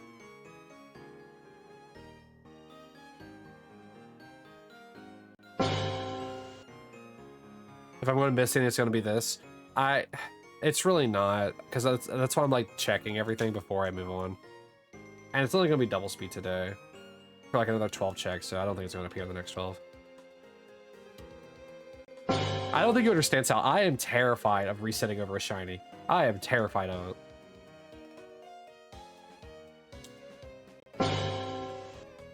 Alright, here's the last check. So let's get all these games up real quick. Let me put them all back to normal speed.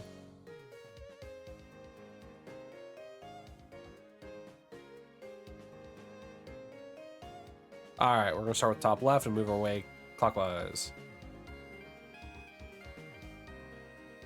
No. Doesn't look like it.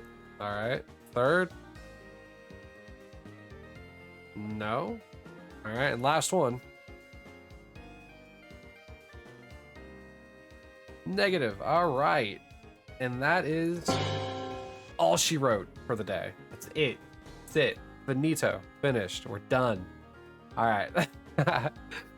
Alright, YouTube. I hope you enjoyed seeing Mewtwo rise and shine in a second day.